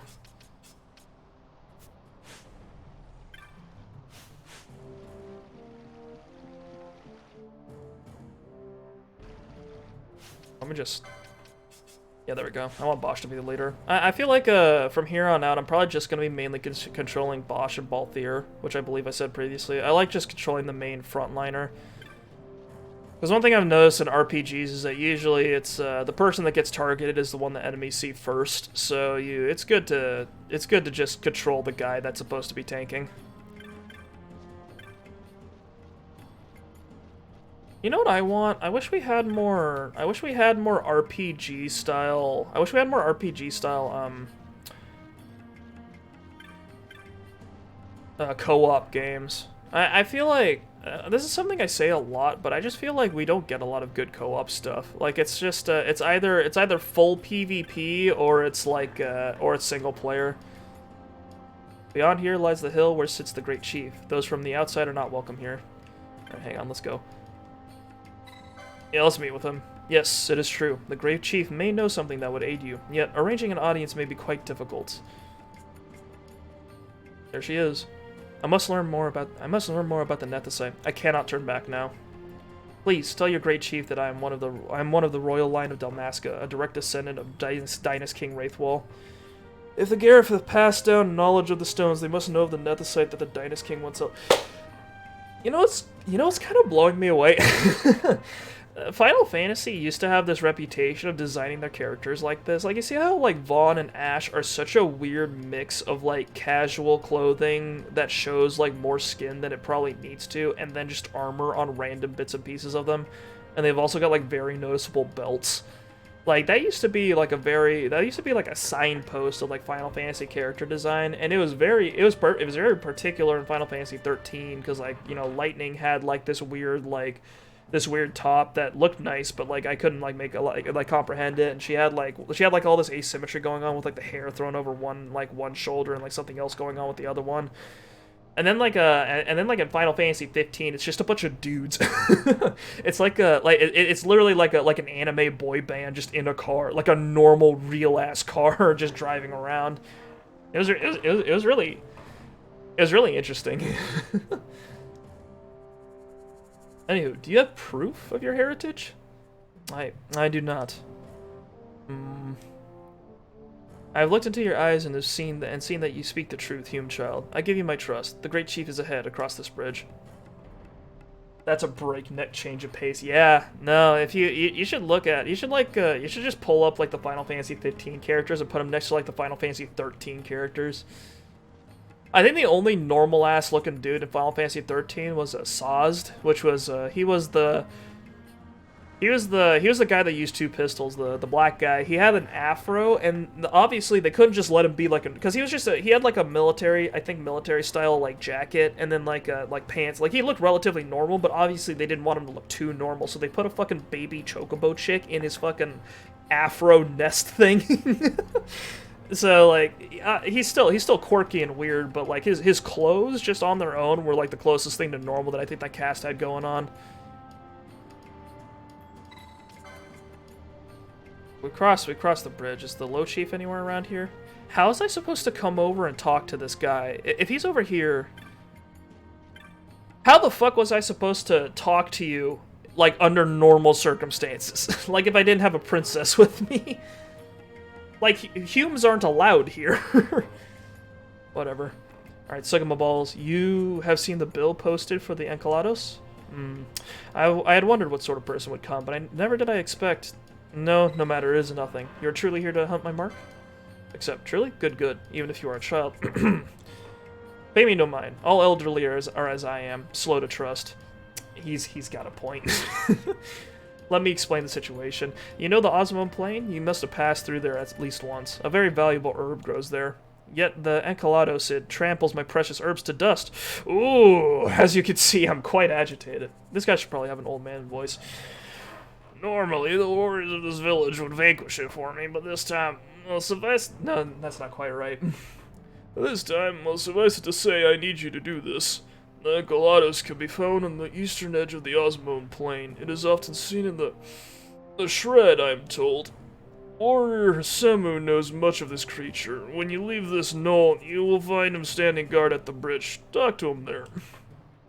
Now go. I trust you will do this for me and return safely.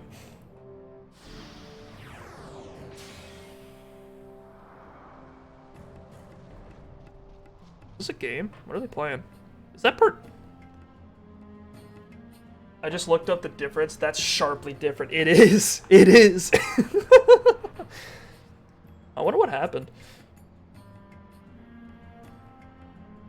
Can I say, so this obviously isn't what it is, but when I saw this board, the first thing it reminded me of was like Parcheesi, or like Sorry, you know? Like, you see this? Like, you can kind of see it, right? Because it's got like the 4 starting positions, and then they go along, and they've got like they've got like some of their pawns in like different spots. And they've got the different colors too, like they're all color-coded. I don't know. That's what I was thinking of.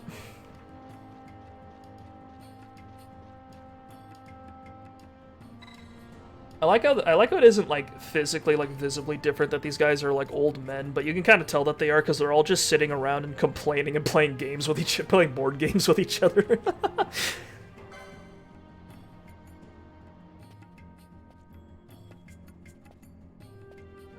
Like, if there's one thing every old person I've ever met like knows how to do, it's how to completely obliterate me in a board game. Like, I have an uncle who I played I think Parcheesi with once, and I just couldn't beat him. I don't know how. I don't know why.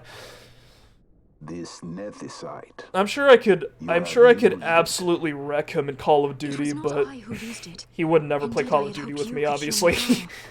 Thus I've come. Instead, I was on his field of battle, and he slew me immediately. Of the stone, then we are no different. What?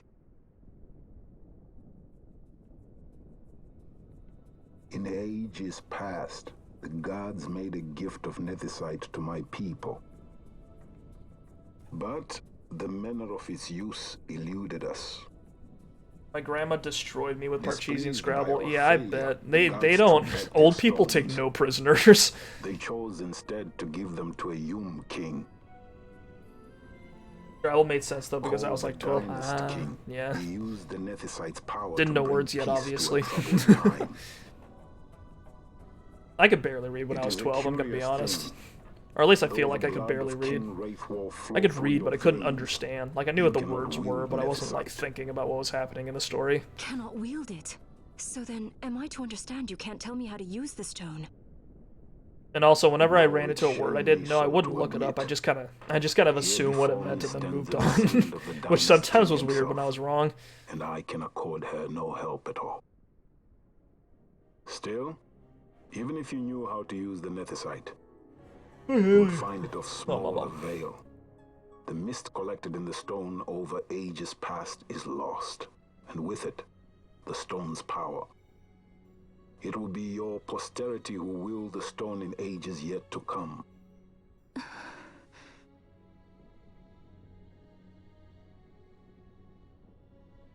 This stone is devoid of power, empty, yet full of thirst. A terrible longing to drink the world dry. The power of men and of magic. So so the stone just kind of busted its load all at once when it wiped out that entire fleet in the that entire Imperial fleet, I guess. Whom the nethicite itself desires.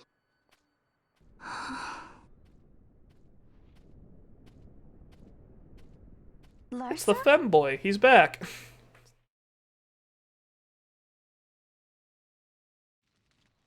Got any more high potions for me, fucker? No, I'm kidding.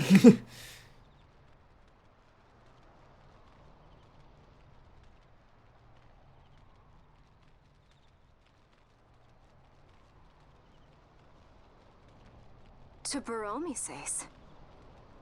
I say we ought leave tomorrow.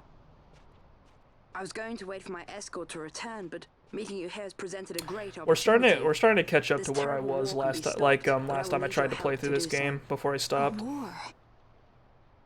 You know the Marquis Mount Baromises was like the last, like, I guess town that I remember visiting. Like the last place where you could buy shit. Lady Ash, neither of our countries can afford this now. The Rosarian Empire would stir. They would aid the resistance and use this aid as a pretext to declare war on Arcadia. And Arcadia would What is have that no blue choice spot in but Ash's to eye? answer. That's supposed to be there? Lady Ash, let us go to Baromises. With the blessing of his grace, the Grand Kiltius Anastasis, you may rightly wear your crown and declare the restoration of the Kingdom of Dalmasca. As Queen, you can call for peace between the Empire and Dalmasca and stop Marquis Ondor. For peace? How dare you say that? The Empire attacked us, stole all we hold dear, and you would have me save them from war? Dalmasca would be the battlefield. What if Nethicite were used on Rabanastre? You know my brother would do this. You don't want to be in the middle of the magic nuke fight. Forgive me. I presumed overmuch. I could think of no other way to avoid bloodshed. If you cannot trust me, then please, take me as your hostage. Yeah, Final Fantasy XII is a very, like, it's a lot more political, like, politically focused than, like, other games. And I don't really want to be any part of the magic nuke fight. Don't want to be throwing him, don't want to be receiving him, don't want to be under him, just keep him away from me. It's strange. Oh yeah, this is conversation 2 that Vaughn and Ash have where they imply that Vaughn might be more important than he actually is. Because he's got they suggest that he's got some sort of like connection to Rossler, but I don't think they expand on that. Who knows? Maybe the person I saw was my brother. Bosch told me about him. He enlisted right at the end. But for what? He knew he couldn't win. To protect something. How can he protect anything when he's dead? Was it different for Prince Rassler? Did that make sense? Hard questions, buddy. Hating the Empire, getting revenge, it's all I ever thought about.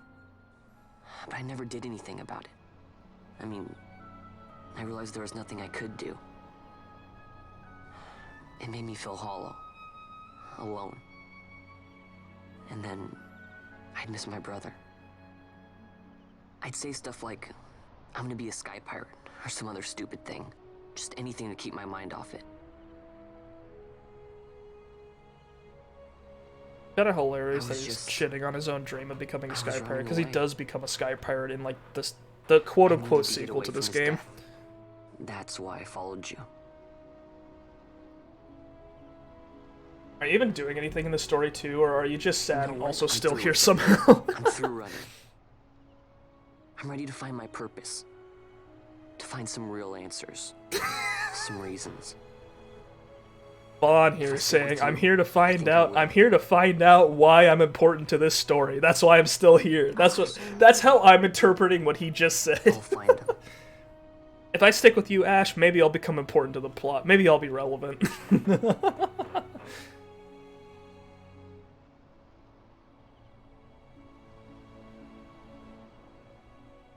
Like, I don't know. I just keep comparing this game to Final Fantasy X, because in this game, like, obviously the important character, the real protagonist of the story is Ash, because she's the one, like, she's the reason why everyone's going to where they are, and, like, the main driving force that's, like, going against the Empire and doing, like, everything. Like, she's the real protagonist, if you ask me. My heart is not set. I still have Final questions. Fantasy X has a similar dynamic between Titus and Yuna for most of the game, but there's a critical point where it flips around and Titus becomes more important and becomes more relevant to the story, and, like, it becomes extremely, like, necessary to be there. Vaughn? I don't think Vaughn ever gets that. And it sucks, because this game came out after. That Larsa likes his secrets. I don't know. He does not mean ill by it. He's not bad. Admittedly, I don't know. Imperial. I don't know what I don't know, like, strictly what happens in the story after a certain point, so maybe something will, like, bring it up and I'll be like, maybe Vaughn's not that bad. But, I don't know. I don't think I'm ever gonna get that. I'm definitely not getting anything for Penelo, that's for sure. Only stands at the northern end of the Yacht Remuda. Once we're in Yacht, we need not fear pursuit by their airships. Don't get your hopes up. You remember the Leviathan sailed straight over the Yacht right up to Wraithel's tomb. I'm pretty sure half the time Fran's on the screen. No, more than half the time. Like 70% of Fran's appearance on the screen is like ass first, I swear to God. They're so keen on the stuff. And what is it you're after, Balthier? You're a welcome hand and a great aid, but why? Worried I'm out to steal the Nethicite, eh? Can't say I'm unaccustomed to people doubting my intentions. You're a pirate, dude. Nothing could be further from my mind. Shall I swear by your sword or some such? This is just the game reaffirming why everyone's here. Bosch is sworn to Ash. Fran is like, Fran's essentially tied to Balthier as like his partner, and also she's good for like giving lore and background sometimes because she's older than everyone else. Balthier wants something. Well, we'll see, but Balthier wants something from like this whole situation, and it'll be. We'll get more about that later. Penelo is attached to Vaughn, and that is literally it. Vaughn, we don't know why Vaughn's here. A recurve crossbow and a quiver of onion bolts. If you would ride a chocobo, you may. I have spoken with the Moogle. She will not charge you for your first use of the chocobos. We take care on the road ahead. Should it lead back to our land, you are welcome guests. Spirits of the land watch over you. I think we're gonna take out that. I think we're gonna take out that thing for the hunt, then go over to the jungle because I think that's where we're headed next. We're coming up on 2 hours, but I kind of want to go for 3. This thing is rank 2, which should be right in our wheelhouse. Jahara, so we need to go. Once we leave Jahara, we're gonna go north and then east. Okay.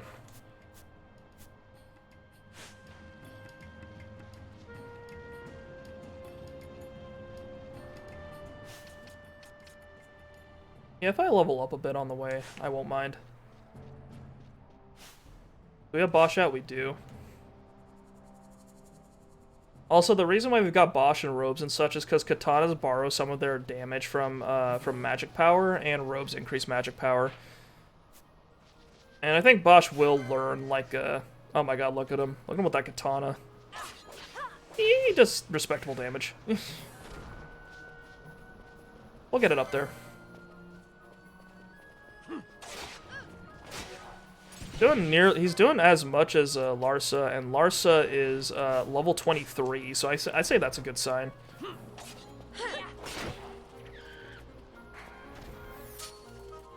Let's not bother the rest of the chocobos, please. I've gotten my money from them. I no longer need them. Get back here, Larsa.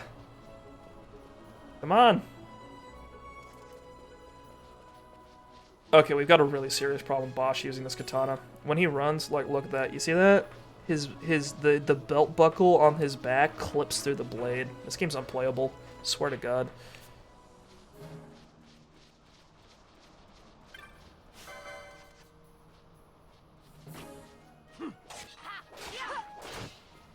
Can't believe Square Enix would do this to me.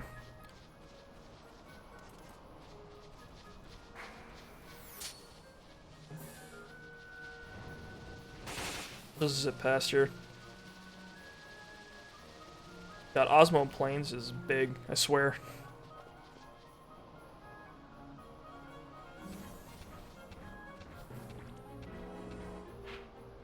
We're going east. Okay.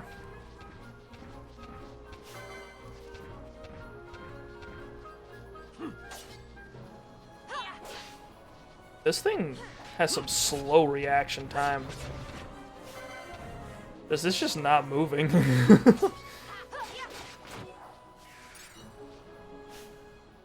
Okay, we've got Fran, level 22. Impressive. We're swapping her out for Penelo.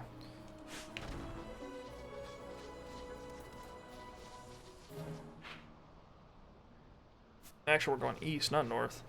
Wrong direction I'm headed.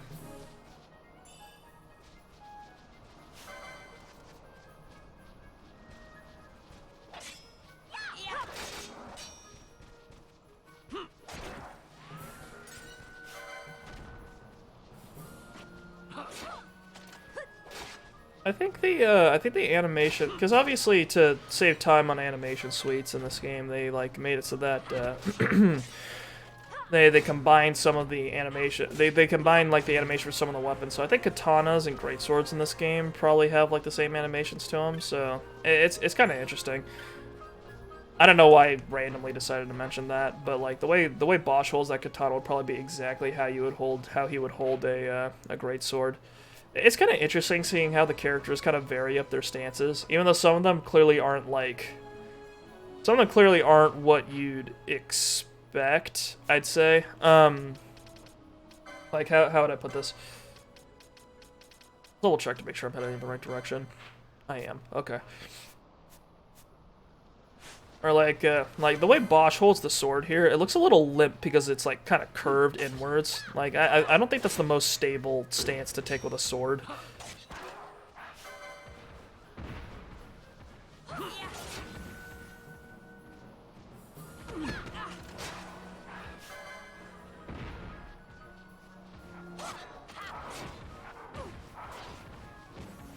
Four hits, huh? It's a good thing I upgraded the armor. Jesus Christ. Oh, nice, Bosch.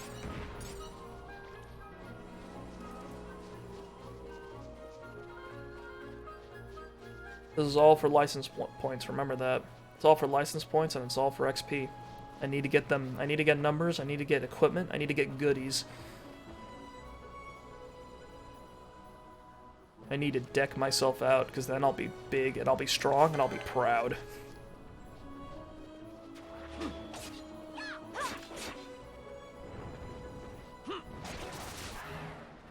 I need to do it all by the books. The books will thank me.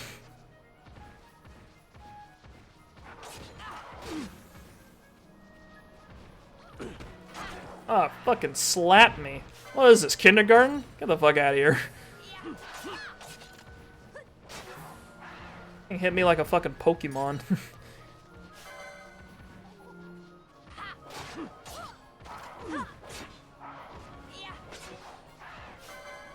If I don't, someone will think I'm breaking the law.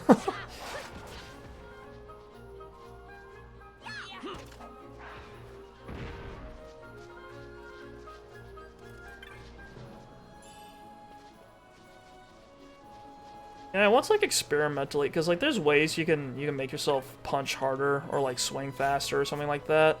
And one thing I experimentally did is I wanted to see how hard I could theoretically slap a person. And the way I did that was that I just kind of like what was it? I did a thing where I stepped back and then like in a single like motion like stepped forward, swung my open palm forward like as fast as I could, and then like did like a whole follow through. Like I was aiming past the point where I would have hit the person. Like I was trying to apply like punch theory to slapping, right? And then when I did that, I like swung my hand so fast and so hard, I could feel like my fingertips heating up, and I was like, oh yeah, if I have to like smack a person and they're completely still, I might be able to fucking do damage.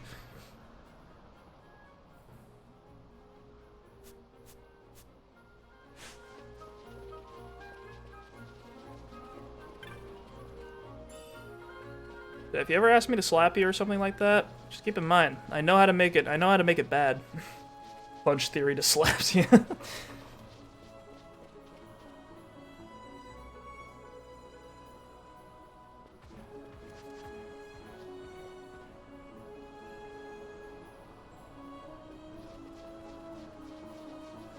There we go. That's what I thought.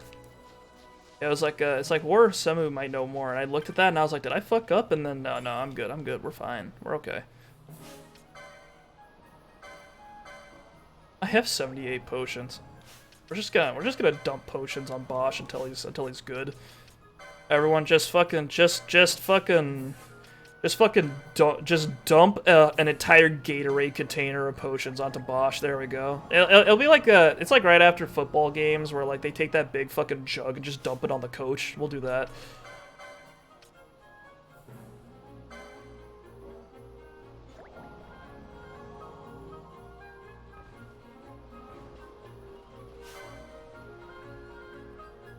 This thing's got protect and shell. Need a dispel. Do I know dispel? Hang on. Disable, reflect, balance, vanish. Well, we could slow it. I have a dispel mode, don't I? I've got a couple.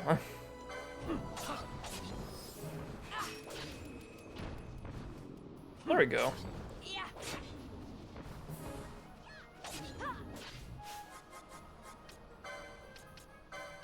Mobilize disable. No, I don't think disable's gonna work on it. Balance. No, render one ally invisible. Huh. Black. Arrow, one damage to all foes, one foe. We'll see what kind of damage we can do with Aqua. I have no idea which of those damage numbers it was. Try Blizzard maybe.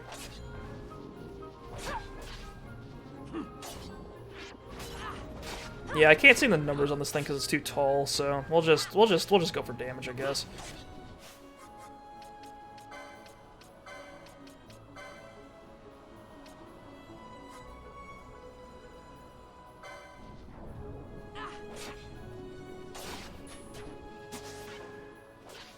Oh, hell yeah.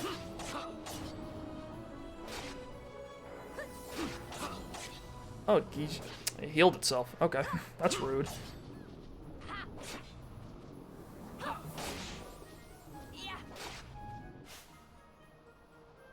Enkelados is immune to harmful status effects. Well, it's a little late.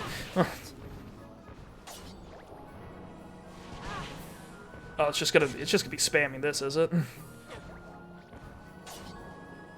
Come on. This is the part that always scares me in every hunt, is when it hits like we get to the danger zone and then it starts doing like a fuck ton of damage.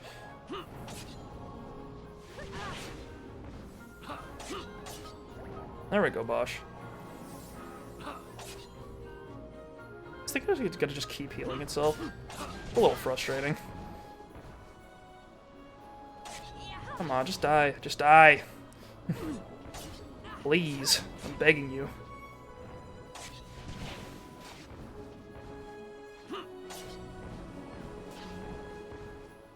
It's flashing red. It's in the danger zone. Fucking kill it, please. Fine. Luckily, Bosch is a tough boy. Alright. It's Ogre. I got a leaf. Somewhere in that giant fucking rock monster, I just yoinked out a leaf. Hell yeah.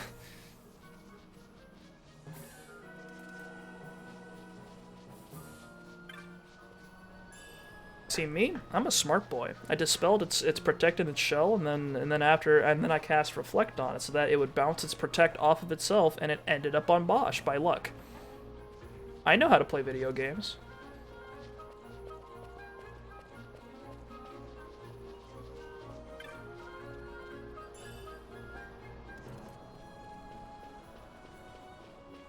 Oh, nice. Larso avoided the trap. You see, he's educated. He's got more intelligence than the rest of my party. Fucking Penelo and Vossler were just dolphin diving into traps left and right when I had them around.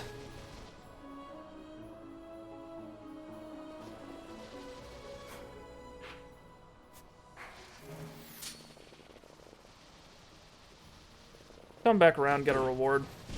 Fuck off, bird boy.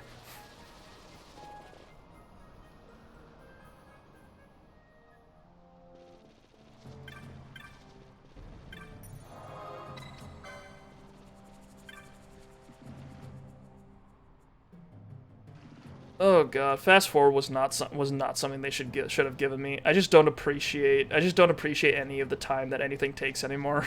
I've got this constant thing hanging over me whenever it's on normal speed. I've just got this feeling like just kind of in the back of my head of like, but it could be faster.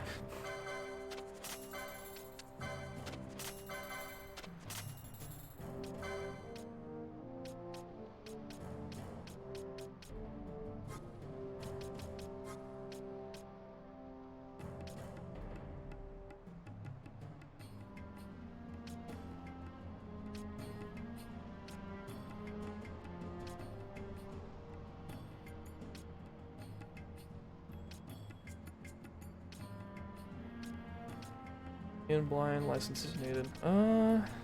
Honestly, some magic gloves might be good. Like, some magic gloves might be good for Braun and Penelo, because they tend to stay in the back, so it might be useful for them. Okay, licenses. Fran. Let's see, accessories. Where are we at? Magic gloves. Magic gloves. Where are they?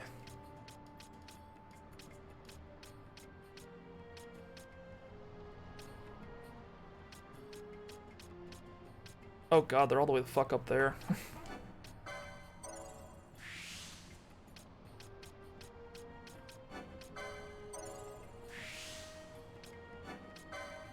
Oh, baby. Okay, we're nearly there. It's accessories 13. Hot damn. Oh, where are you at with your accessories? Oh, you're way behind. Where's 13? Over here? No. Bro, this shit's all over the place. Where are they? 13's over here. Jesus Christ. Any closer on the other one? Oh, it's right there. Okay, cool. Nearly there, nearly there. Alright. What do we do for Ash? Raise strength with HP critical. More health, please. Thank you.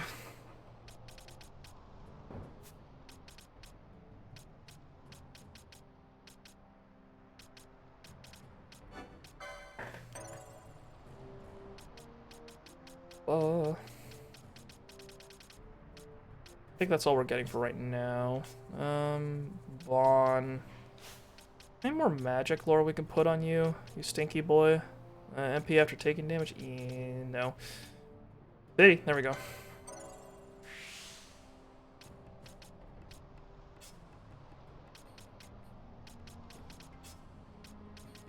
think this has swiftness, doesn't it? Phoenix lore, charm.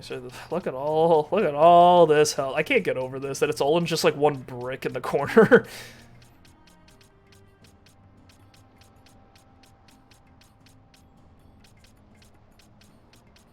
Oh, we've got a swiftness up here, but that's expensive. Okay, well, we'll save up for that.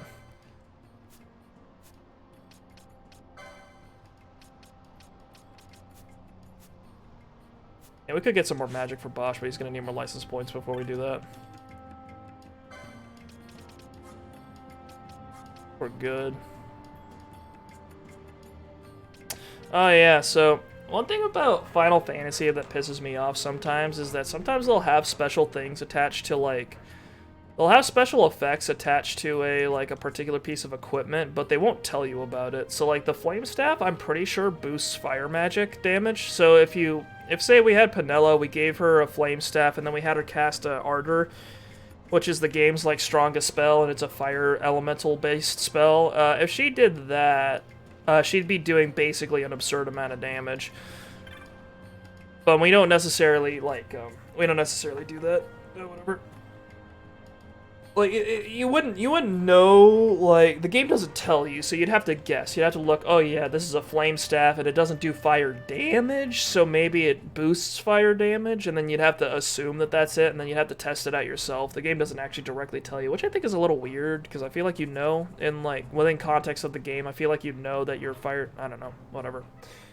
I might be overthinking it, but it's like, I kind of wish they just told you. Anywho, oh-ho, you have defeated the Enkelados. I have no idea how old men sound. We'll just, whatever. You have defeated the Enkelados? These are good tidings indeed. I learn again that it is wrong to judge by appearances. Now, I shall reveal a truth to you. In fact, the warriors offered to hunt my mark, yet none of us had ever seen a true mark hunter. So curious I was to see what such a man might be like. I asked permission of the elders and posted a bill. Little did I expect a human child. To tell the truth, I was a little disappointed. But this is past, and now is now. My eyes have been opened. I see you are truly a great warrior. Another surprise for me. Here, please take this as thanks. You have done well, friend. A good amount of gil, an ether, and a golden amulet. That's an amount of stuff. Sure, I'll take it.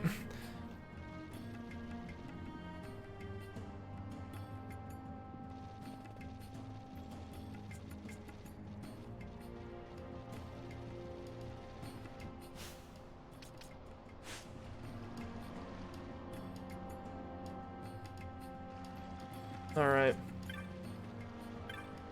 Gertie, let's get a chocobo.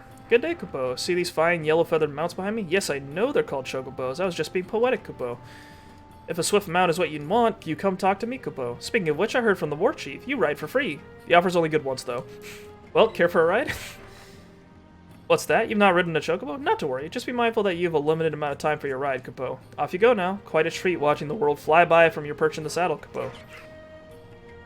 Yeah, so chocobo riding is a little different for each game. In this game, you basically hire chocobos, and then while you're riding them, you don't fight monsters. They just get ignored by chocobos, and you have 3 total sprints that you can use.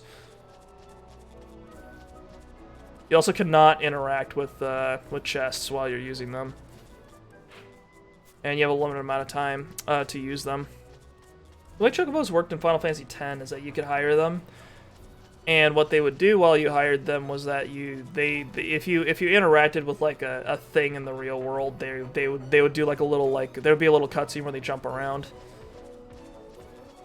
The whole clipping problem is getting even worse now that Bosch is running a chocobo. Like the swords just jammed through his back. Oh cool, look at that guy. He's going for it.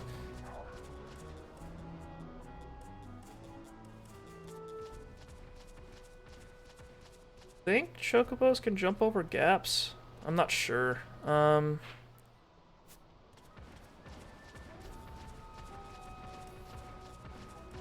on.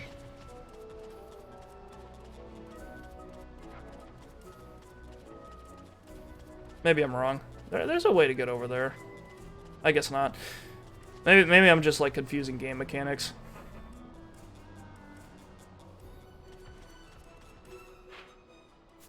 Alright, I guess we're going over to Golmore. We need to go, yeah, Eastern Kirwan. I don't know what the fuck a Kirwan is, but we're going to East. I know that one.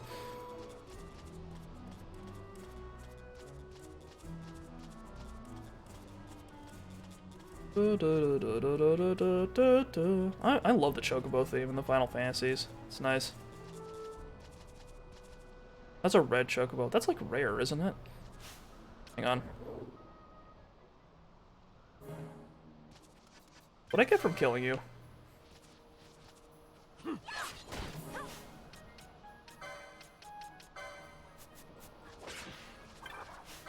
Nothing. Okay, never mind.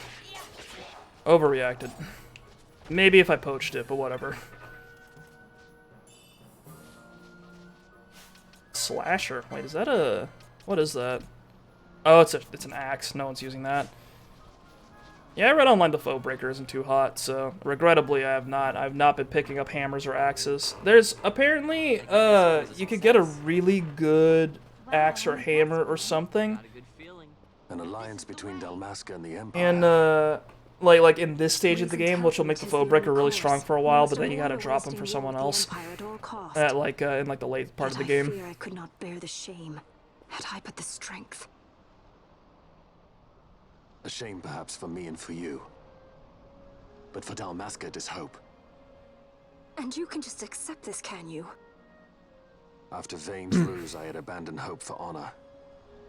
Yet, never did I forget my knightly vows. If I could protect but one person from war's horror, then I would bear any shame. I would bear it proudly.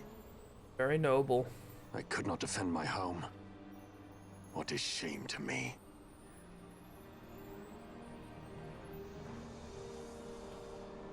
My people hate the Empire. They will not accept this. There is hope. Right? Don't encourage Hope for a future where we can Not join that bad, hands. am I? As Bond's brothers. just casually fucking around with Penella and Larsa. This is serious. Oh, I'm sorry. Like Larsa walked by, and then Vaughn's like, finally, someone my age. Someone who isn't lame as fuck, like these two. Talking about politics or whatever the fuck. Where are we going? The jungle? Sure, whatever. Oh god! Slow motion walking towards the camera. Oh, I'm intimidated. Oh. The Senate may play at intrigue, but Lord Vane is not one to be brought down easily. The entire military waits upon his orders, from the War Council down to the rank and file. What better blade than he to strike down the enemies of the Empire? I always love just absurd armor design. He, too, put his trust in Lord Vane's strength, and what became of him? Gone without a trace since Nabudis. I will not hear you malign Judge Sir, Zekt. please. He was Speak a noble up. warrior. Or do you think his trust in Lord Vane ill-placed?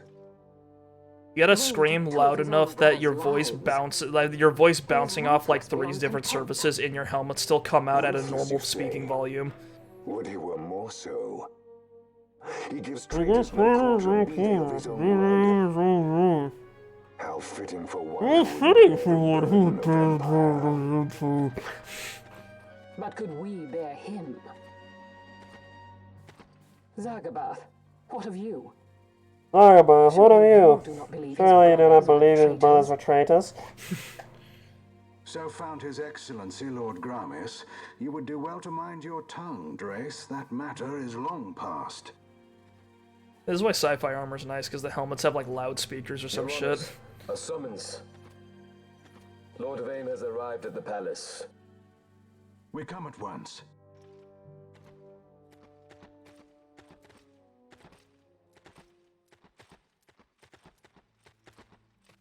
Lord Larsa has left for Baromises. He hopes to enlist the aid of the Grand Kiltius in stopping the insurgents. I doubt this will be enough to deter Ondor, but even a slight hindrance to his operations would be welcome. This will delay the Rosarian invasion, and we will have bought much-needed time to shore up our defenses. I have no idea what these people are talking about. Mostly because I've been spending more time focusing on making fun of their voices than actually listening to what they're saying. See the stunned Like faces now. of those mud-witted senators. The fools think a child emperor's strings easy to pull from the shadows. But they will find that Lord Larsa is no puppet. Yes, the senators would be most pleased with a puppet for an emperor. Recall, Drace, how the Senate fears and despises Lord Vane's ability. When they realize the truth, that Lord Larsa is no docile lamb to be shepherded, they will bare their teeth and devour him. You're right. That's kinda I shall speak on sus. this matter with His Excellency at once. Gabranth, it falls to us to protect Lord Larsa. Are we agreed? Aye.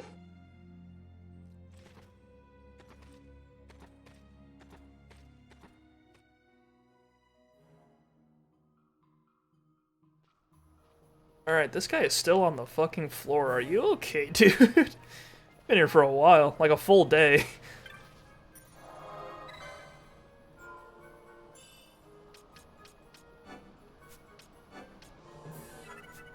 Nice. Alright, we tried passing through Golmore Jungle, but we encountered some sort of barrier and could go no further. There must be a way through. Oh yeah, you guys ready for Fran to become relevant to the story? I'm ready. Alright, there's cats in the jungle. Yeah, that's a panther. I know it looks like a mind flayer, but no, that's a cat.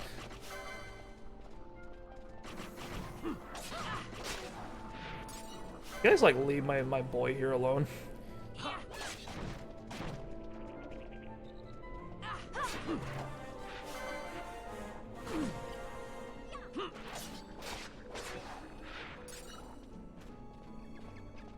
We're leveled up. Where are we at? Penel's level 22. My fucking my damage mages keep leveling up too fast. I guess we'll just keep her around because I'm only trading her for Fran.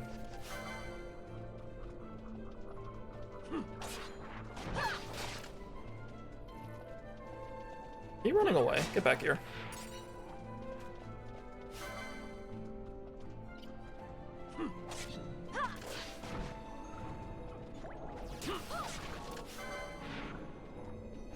Okay, they do know Mind Lash, so they're a little Mind Flayery.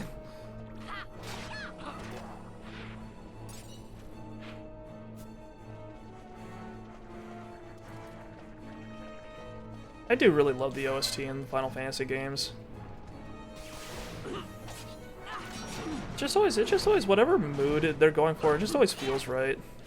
You guys like cool it with the multi-attacks? It's getting really frustrating. Ah, great, Petrify.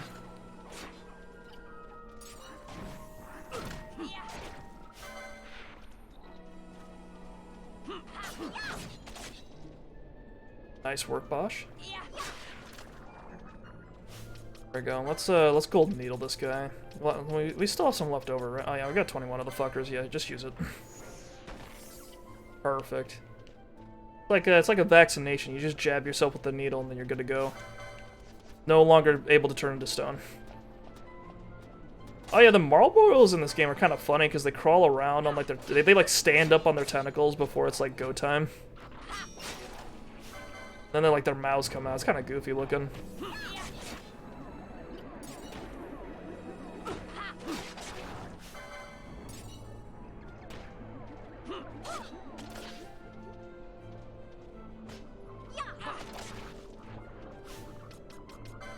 Ash got turned to stone. Like immediately. Where, I fucking missed the gold needle. Where is it? Too many items. Ah, she's just asleep.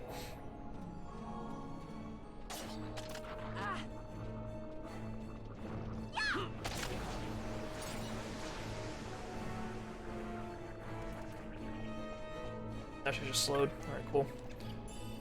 A Burgonet. Wait, what is that? It's not a spell.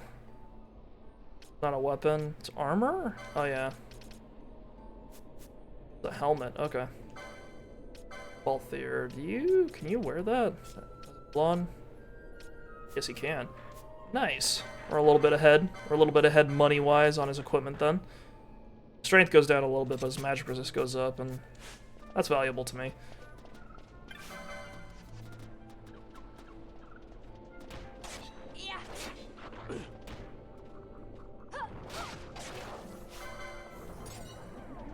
Yeah, this is the annoying thing about Marlboros is that while they aren't very likely to hit you with the full like the full status effect fuckery. If they do hit someone, it's incredibly annoying. They get hit with like 5 things at once. Bosch here's just dozing. Does anyone have like a what is it? What's the anti-sleep one? Princess Kiss. All right, Bosch, pucker up. It's a funny animation.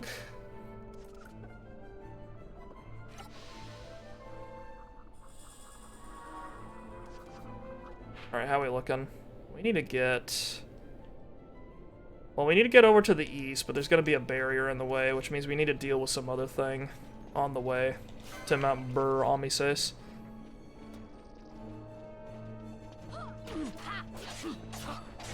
Ooh.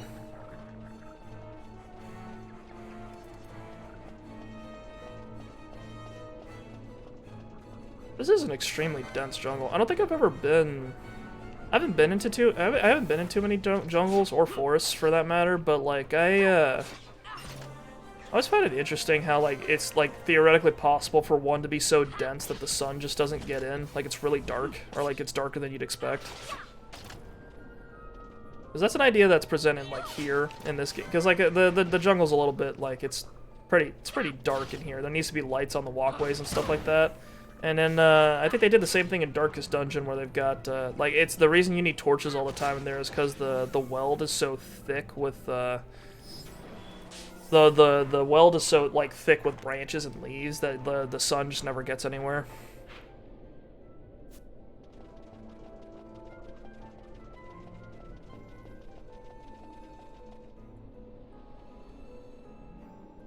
I don't know, kind of spooky.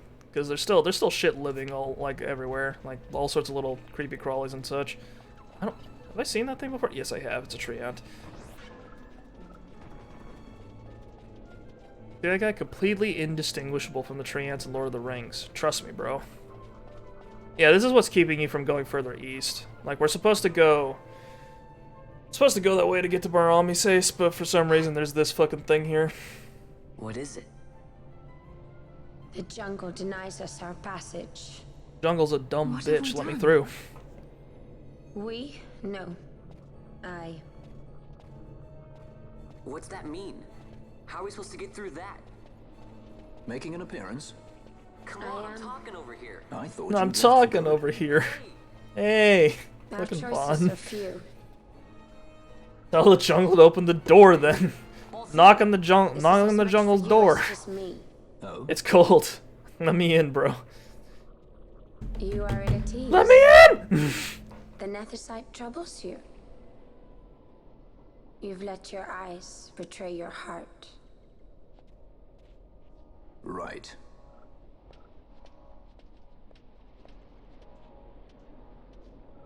I'm Fran, and you're watching Disney Channel. What are you doing?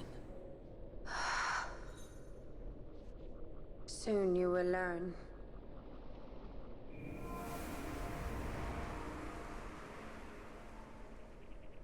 God, I want to see an edit of Fran doing all those like little motions with her fingers, and then it just makes the little Disney Channel logo with like the ears. We go to seek aid of the Viera who dwell ahead. I bet they'll be glad to see you after so long. Oh yeah, I'm sure. I'm sure they'll be happy. I am unwelcome, an unsought guest in their wood.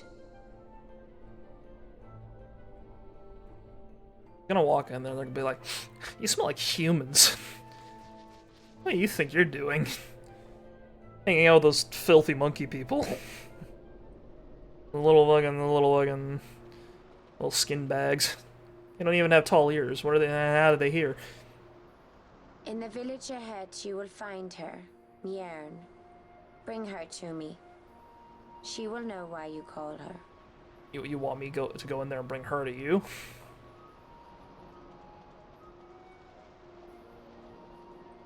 Ah, the Moogles followed us.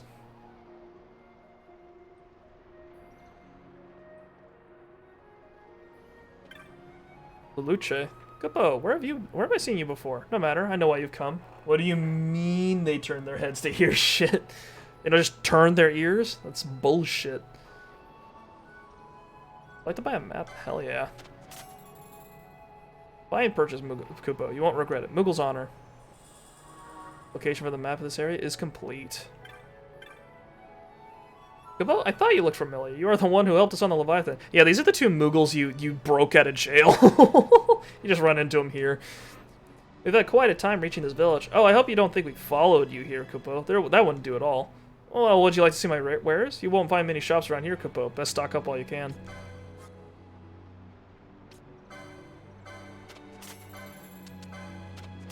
Oh, damn, those cats have expensive skin. I should kill more of them. Hang on, I need to check if that... I need to check if that recurve crossbow is any good on Pinello. Oh, yeah, it's better. Alright.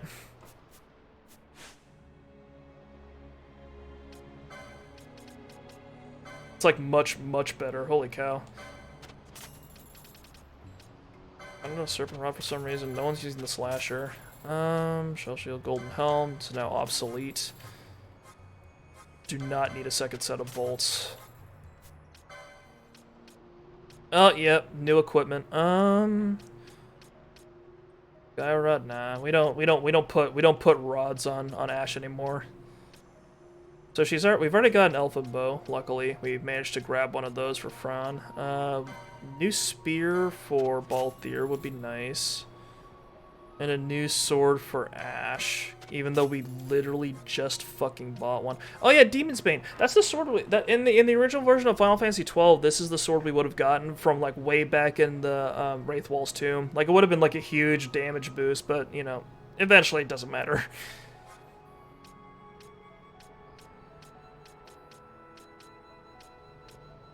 Oh my god, I just bought new magic armor for everybody. Now we've got new magic armor available. Holy shit. This game does this to me a lot. It's annoying. Stona, we're gonna need that. Bleed? Okay. That's a time magic spell? Okay, okay.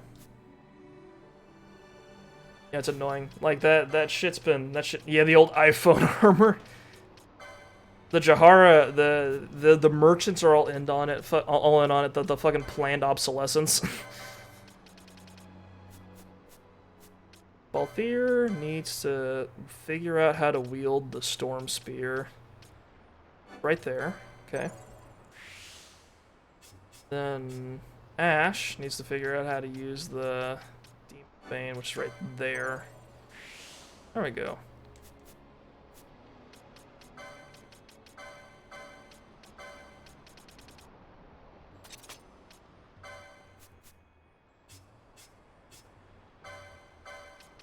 And the Storm Spear. More damage, hell yeah.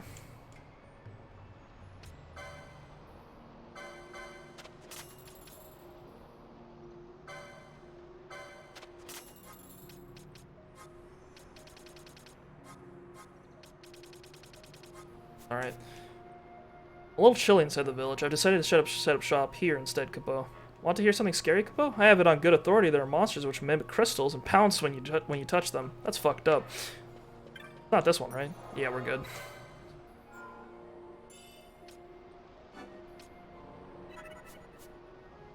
Alright.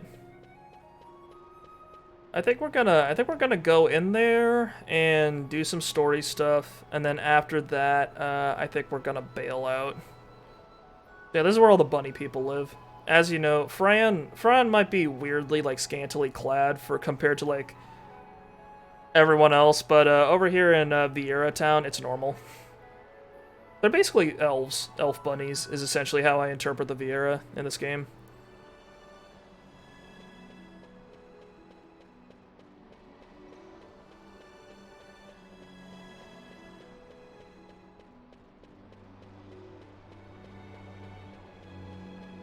Alright. Howdy, everybody. Glad I haven't been shot yet. What's up? You are unwelcome in the wood. Great, great first thing to hear. She will not suffer humans to walk her verdant paths. Her barriers deny you. Leave now, whilst you may. Bro, I just want to get to the mountain. Don't make me go around.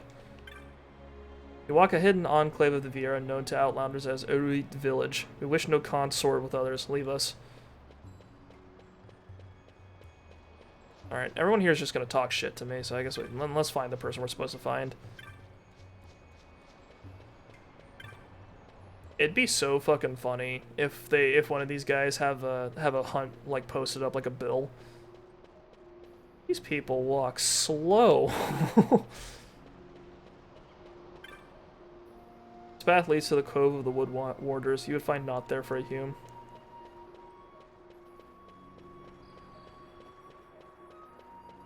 It's kind of funny how I think there's a couple different Final Fantasies that have, like, when they have different races, they'll call the humans something. Like, in this game, they call them, in Evil East, they call them Humes. In Eorzea, which is the Final Fantasy 14 place, they call them Hyurs. Hyur, they call them Hyurs. Which just to me reads like it sounds like a grunt, like here. Oh, nice. Like it's like something Link would say in Legend of Zelda. Just, yeah. Oh Jesus.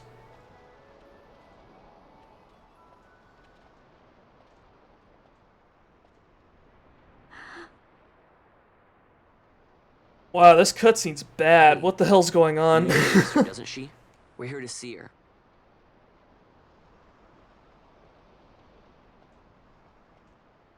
Yeah, I have no idea what's happening. I haven't seen this happen with this game before. The Vieira are, like, psionically attacking my frame rate directly. Oh, no, wait, we're good. On these grounds. We'll go as soon as we've seen Mjörn. If you can find her. We're not leaving until you Are we good? Are we good? I think it's Vaughn. Vaughn just can't be processed. No, we're good. Yeah, we're good. Okay. Sorry, I fucking panic whenever I see that I'm having technical issues, which is a bad mindset to have when you're a streamer. I've heard the voice of the wood. She says Mjörn is not in the village. Jote, where has she gone? Why do you ask? The wood tells us where she has gone. Or can you not hear her? The game is still trying to figure out why he's still being rendered. Why am I processing this model again? Speech, I think. What's he doing here? Vieira who have abandoned the wood are Vieira no longer. Mjörn too has left her embrace. And you forsake them in turn? Let me just check something real quick.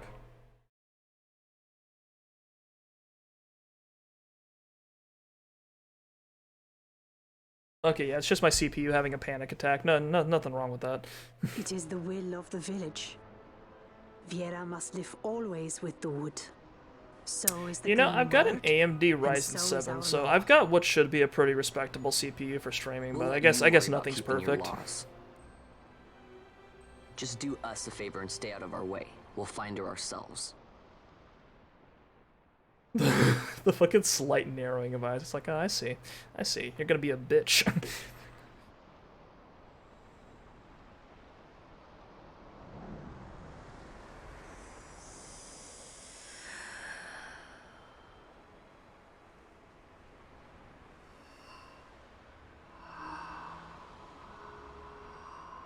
She's breathing.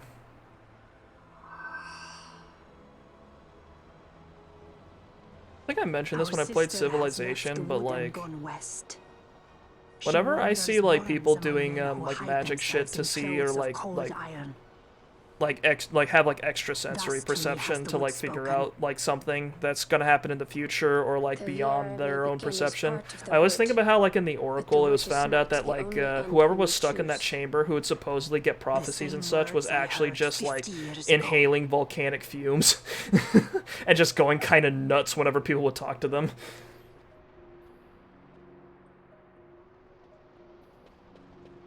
Okay, now that we're in gameplay, everything's fine. Where are we going?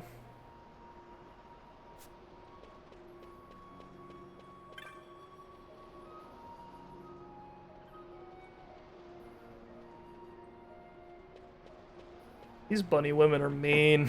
It's like high school all over again. All the tall, hot people are just treating me, talk to me. It's like, yeah, I don't think your dull Hume senses could ever find her. Soon your flesh will feed the beast. Like that's basically what they told me in high school. I'm kidding, by the way.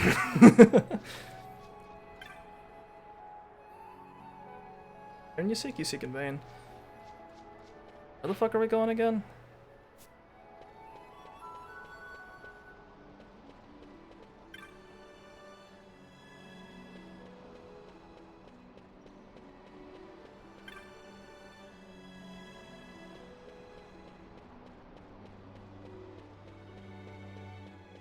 Hang on. Speed around. Talk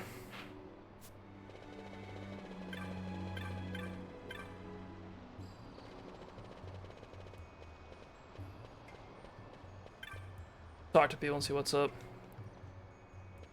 I guess we have to leave, right? Because she left the wood. I've got a problem.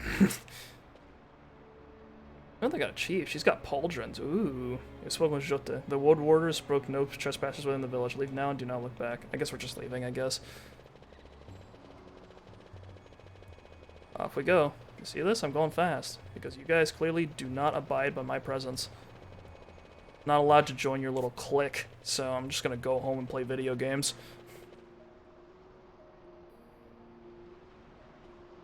Oh, yeah, okay. Not bad, Vaughn. Didn't think we'd get any information out of that one. Good job being a dumbass. Yeah, he convinced her to that if she wasn't going to get anywhere with us until she tells us a little something to get us to fuck off. They lie in Bangkor, south of the Osmone. Oh yeah, we're going back to the mines. The entire region is a colony of the Arcadian Empire. There would be soldiers. Is that a problem? Let's move. Fran. Oh no, Vaughn. Yes? I was wondering what Yote said, you know? About how you said the same thing 50 years ago? Your point? Oh. No, Vaughn. No, Vaughn. How old were you again? No, Vaughn.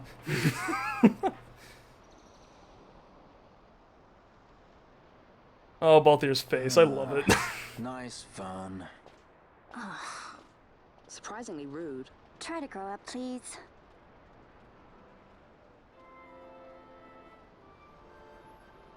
Not gonna lie, I am curious too, but I don't think we're ever gonna get an answer. Like I said, rabbit elves.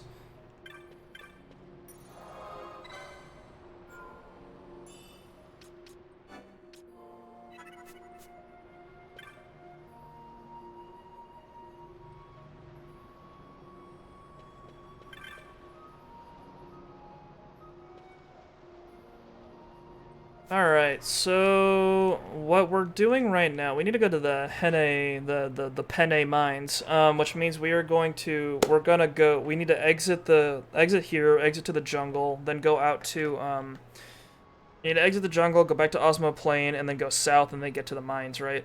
So, that's gonna take a while, and we're about 2.5 hours in, so I think I'm gonna just close out the stream here.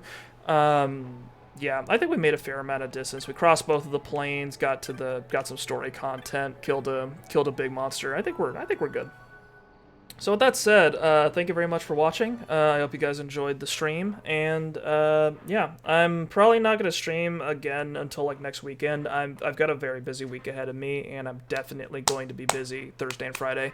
So with that said, hopefully I'll see you guys next time, and I hope the week is good for all of you. Thank you again, and goodbye.